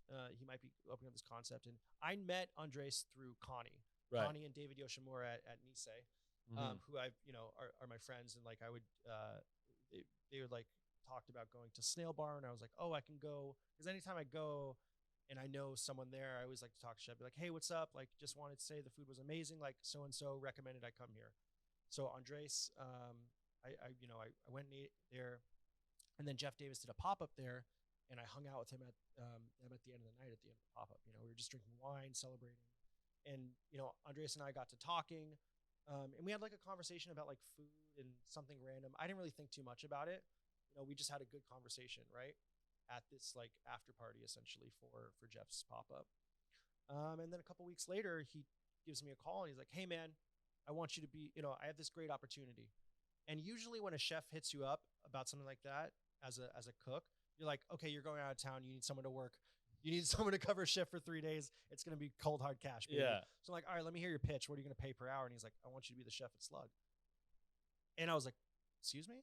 Yeah. And he was like, yeah, man, I just, I think we had a really great conversation. It's rare that when I talk to someone, they know names, like, names, like they understand food, and personality is really important to me. And it was just so weird to like, it's the only job I've ever gotten just off vibes. Like just like, honestly, we clicked and it was the greatest stories of chefs are because of vibes. Yeah. Like I was telling somebody the other day, and this theory that I have of like, we don't go out enough as a kitchen culture anymore. Oh, totally. Yeah. But the best restaurants that you've been to, the best ideas, the best friendships, like partnerships, have been made over beers at the bar. Yeah, hell yeah. Everyone in the kitchen is too busy cooking to be networking. A Miller High Life that's like a little frozen because the low boys fucked up at Shiba. And when you go out after and you have those beers and it loosens you up and you talk about ideas and without the like constraints of the kitchen, it really just brings another dynamic of like a little bit, friendship, partnership, and you get no strings attached to look into what somebody thinks. Totally. Totally. Yeah. So it was just a great opportunity, I think. And, we're going to be working with Shared Cultures, which is amazing. Their stuff is so fucking phenomenal. Yeah. They do misos and ferments, stuff like that. I'm mostly going to be focused on like a lot of seafood and vegetables. Just that's my background between Al's place, who had Blue Dane Farm, which is biodynamic farm, and then the farm at the Progress and Statebird, incredible biodynamic farm. Jeff, who was the farmer at Ubuntu, where Aaron London worked for a long time. He was the chef after Jeremy Fox. That's why I call Jeremy Fox my grand chef, because he's the chef of Aaron London. He was Aaron London's chef for a long time. Yeah. So just that lineage, right? Yeah, the family tree. Because you got David Kinch in there. Seriously. I mean, Richard Renty worked for Daniel Balud, and like, there's a lot of history within you. Yeah, right. The knowledge of your cooking. Yeah, for sure. That's what's cool about it. It's like these guys. Like I always say that sometimes you don't realize that your story is being written until years later. You're like, oh, that was what was happening at that time. Wow. And it's like every day you're writing history. Like when we went to the bar with Jeff at CDP, I told you, it's like back in the day we used to hear about all these guys running together, Bourdain, Zimmern, hanging out in New York and like getting hammered and doing whatever. And it's like, now we are those guys. And 10 years from now, those cooks, the fans, the chefs will be like, oh yeah, I remember Spencer before he had a Michelin star. You know what I mean? I remember fucking Andres before he had Snail Bar and Slug Bar and fucking, Small Critter Bar, whatever other fucking animals he's going to name it. To the Farm LLC. Yeah, right? Yeah. I love it, man. Yeah, it's good. So I'm really excited. The concept. fine dining place called Amphibian. Yeah. I like that. Turtle shell. Yeah. So the concept is going to be we're working to have like DJ sets every night, Friday, Saturday, and Sunday. So very similar to kind of like, this new like wine bar dance hall thing that's going on, like Bar Time, amazing, really awesome, great group of people.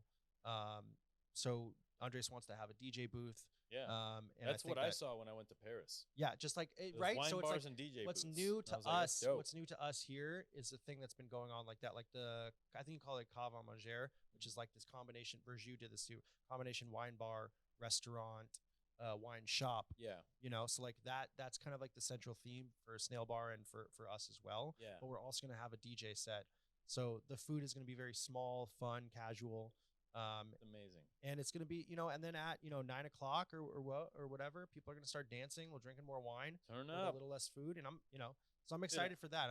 I'm excited to cook without boundaries. And like, the thought of having my own menu now is really exciting. And the chance to really flesh out ideas that you get to wake up and do it. Yeah. Shopping from the farmer's market, going to it and deciding like, okay, these look peaches. I'm going to put the peach dish on the menu and like, and this is what real. I want to cook. And it's fucking real, And like, I think that like I've never really been that talented of a cook. I've always realized that, okay, that's why I got my bachelor's. That's why I have these other skills that once I got to like the management level, I really was able to develop coaching people. Like I said, I've been on both sides of the fucking coin of like, the worst and the best, like I've really understood what it's like, at all these different levels. So now I get to share that information and bring people up. Like my philosophy is your systems should be such that you can make the worst cook in your restaurant able to produce the best food ever. Yeah, exactly. You know what I'm saying? And if you can't do that, then your systems aren't there, right? Then you're not able at coaching, I would always tell my cooks, I'm like, if I drop dead, can you do my job? If exactly. you can, if the answer is no, then I have failed, right? Yeah, like one of the things that makes Alice Plate a Grace restaurant is that when Aaron London is there, it fires on all cylinders, right? But the problem is that sometimes when he can't be there, if he's opening up another restaurant, whatever it is, it's different. And people, you train people, either you train people to be you or you train people to rely on you, right? And I want to train people to be me, and I want to train people to like make decisions, be better than you, to be better than me, and like make the right decisions. And like that to me, I think is comes from a lot of just like getting kicked in the ass a lot, and failing repeatedly, and then learning how to pick myself back up and doing it with compassion. Like I understand what it's like to get fucking yelled at. I understand what it's like to be coached and like have that feeling of like someone's like, yeah, fucking let's go. Like the team's all together and firing on all cylinders. Like crushing a successful service is one of the best highs in the world. Yeah. Like that Friday night, we just fucking dominated the first turn. Like it's an incredible feeling that like people don't really understand how amazing that feels, because it's a confluence of all these factors of people committing their lives to something and it going well. Like winning the championship, you know what I'm saying? Like so many each little part is so important. Yeah. In a business that, 365 days a year, you fail 250 of those days. Yeah. And then you got the other 165 between days off and whatever else to like pick it up. And, I think chefs are very special in that we internalize a lot. We take a lot on when we necessarily maybe don't have to. Yeah. But it's like, it's not just the food, it's the well-being of the employees. It's, am I good enough every day? The feeling of like imposter syndrome of like, oh, now I'm the executive chef, a position that you revered 10 years ago, and now it's you. Yeah. And there's no other, so what's good for you is that you have that mentor in Andres to turn around and say, hey, what should I do in this position? Or, totally. Hey, what do you want here? And also he is, unbeknownst to him, he is changing the game because he's giving you the runway to be the chef of Slug Bar, and he doesn't want anything to do with being the chef over it's there. like that blows my mind about it too. It's like I was like, so hey, so are you gonna transition over from Snail Bar and like kind of be the chef here for a little while when we first get going? He's like, nah, man, like I want you to fucking fly. Yeah, dude. And like that's just for someone to invest in me in that way is like really inspiring. I'm all really it takes, excited. yeah. You know, and you're gonna work harder because of that. Oh, for sure. Are you kidding me? Because now it's like I'm making the decisions, and it's like it was so much easier to work, you know, all these hours straight through my own pop-ups, because it's like once it's not someone telling you to be there when to be there, it's so much easier to like honestly when you built this, I'm sure you fucking spent all fucking night on it and just all of your time, because it's your own thing and it's easier to invest in yourself than it is to someone else's dream. You know, you know, working on someone else's dream is great. It's a great feeling. But once you get to do that for yourself, you're committed to yourself. And then create a community of people that want to do the same with you. Yeah. And eventually grow enough to move on and share your legacy with the world. You know, all the things they learned about you, all the things that you taught them, all the like. And that's one of the really great things right now in the food scene in Oakland and San Francisco is that all of the people who are my contemporaries, I have friends that were cooks and sous chefs, are all chasing their dreams and fucking doing all these cool projects. Like Eric Eller with Pizza Out of Sight. Yeah. Fucking amazing chef. And now he has his own pizza place because not because of the pandemic, but it's because he's like, okay, I'm ready to fucking do this shit. Yeah. You know, Kevin Tang, who has Claws of Mantis, he was doing these incredible like Vietnamese inspired pop-ups during the pandemic. And now he's the chef at Viridian, where we were there. That was the guy I was talking to the other night. Oh yeah. Yeah. I'm gonna do a podcast with him too. So just like all these people are like living, Into was a cook at Nari for a long time. And now she is the chef at Joe's. Like, Jeff had been the chef at True Laurel for forever, you know, for a long time, for like 5 years or something. And he'd always wanted to do his own thing. And now it's happening. And like all these people are like choosing themselves in an unselfish way, but also it's a little not that it's selfish, but like they're committing to themselves and be like, this is my chance now to chase the dream, which is something I wish I had done when I was a younger cook, you know, to like really invest in my own dream. Look in the mirror and be like, do I want my own restaurant someday? Yes. Okay, then what do I need to do it? Exactly. Rather than just like going out and partying and drinking with your friends. That you can lose a lot of years like that as a cook. There's a time and a place to do that. Yeah. But it's but it's different when it's just like getting through the job and you're like just getting through the day and then going out and partying, you know? Yeah. When you're playing hard and working hard, that's when it matters. That's when it's awesome. Yeah. When you're, you know, working haphazardly and then going out, you know, and kind of just getting hammered to forget about what you're doing, that's when it's kind of like, you know what I mean? Yeah. But yeah, there's to all the young cooks out there, man, you spend your time chasing women, chasing, you know, a lot of things that you shouldn't be, and you should be kind of honed down on your craft. And honestly, I think in our generation, we're sort of the last frontier of people who it's a good idea for them to do one thing their whole life. Yeah. Like now there's so many decisions and it's okay to switch careers. Like back when we were growing, you didn't fucking change careers. No. That wasn't a cool thing. Yeah. I remember people would get shit for all these guys doing private chef shit. And I'm like, dude, I fucking wish I did like a year of private chef stuff. Like the freedom it gives you, the chance to like do things you want to do, see your family, still cooking. Yeah. Like I always hate it when people would shit on someone for doing the private chef thing. Like, what are you mad about? This person is able to make money. Like those jobs, take care of the things that they want to do. Private chef jobs and a lot of like tech jobs are the reason why I'm getting paid more money than I was before the pandemic. Are the reason why line cooks are getting paid more money before the pandemic. Those people taking those jobs and saying like, this is unacceptable, we don't have to live our lives like this as chefs, is what I can thank them for. Like the overall, like a rising tide raises all boats, right? You know, that's one of the contributing factors. You know, people just, it's not worth it, you know? So I'm very stoked that like I have friends who do that and it's like a valid career now, and you can be happy doing it and still get to cook, you know? When is Slug Bar opening up? Slug Bar tentatively opening second week of July. Second or third week of July. So thank you for not saying a date, because people just I heard on Sucio Talk you guys were open on the 10th. No. You didn't hear it here first, all right? All right. So fucking Slug Bar. Yes, sir. Love that. Great conversation with you. I'm sure I'll have you on the show again. Yeah, I'm excited. Do a chef's panel with you, Jeff, and another hooligan out here. Yeah, I can't wait. Maybe get in it. But yeah. Yeah, Thanks I'm for excited being on the just show, to man. continue funneling people Dude. to talk on the show. Yeah, It's my, for sure. That's my I love connecting people. Yeah, like that. dude, like, that is exactly why I started the show. It's Yeah. a great way to It's connect. like when you get your friend a job, or when you get your you're like, Yeah. you know, my buddy's opening a restaurant. Let me hook him up with this shit. Yep. Every time I do that with you with chef, I'm like, fuck yeah. Like I'm saying it right now. Like all those young cooks out there listening, you need a job, Slug Bar. Boom, My man's looking to mentor. He's looking for some mentees. We'll make staff meal. Yeah, we'll make staff meal. Yeah. Chill out with a positive environment. We'll make great food, and you got Daddy Andres right there, and, which is the James Scheibout of this generation here in Oakland. Yeah, and Oakland is rising and growing in the food scene, and I can't wait to see what happens here in the future. Yeah, so excited. Thank you, Chef. Thank you so much, Chef, for having me on. Fucking Sucio talk. Peace out.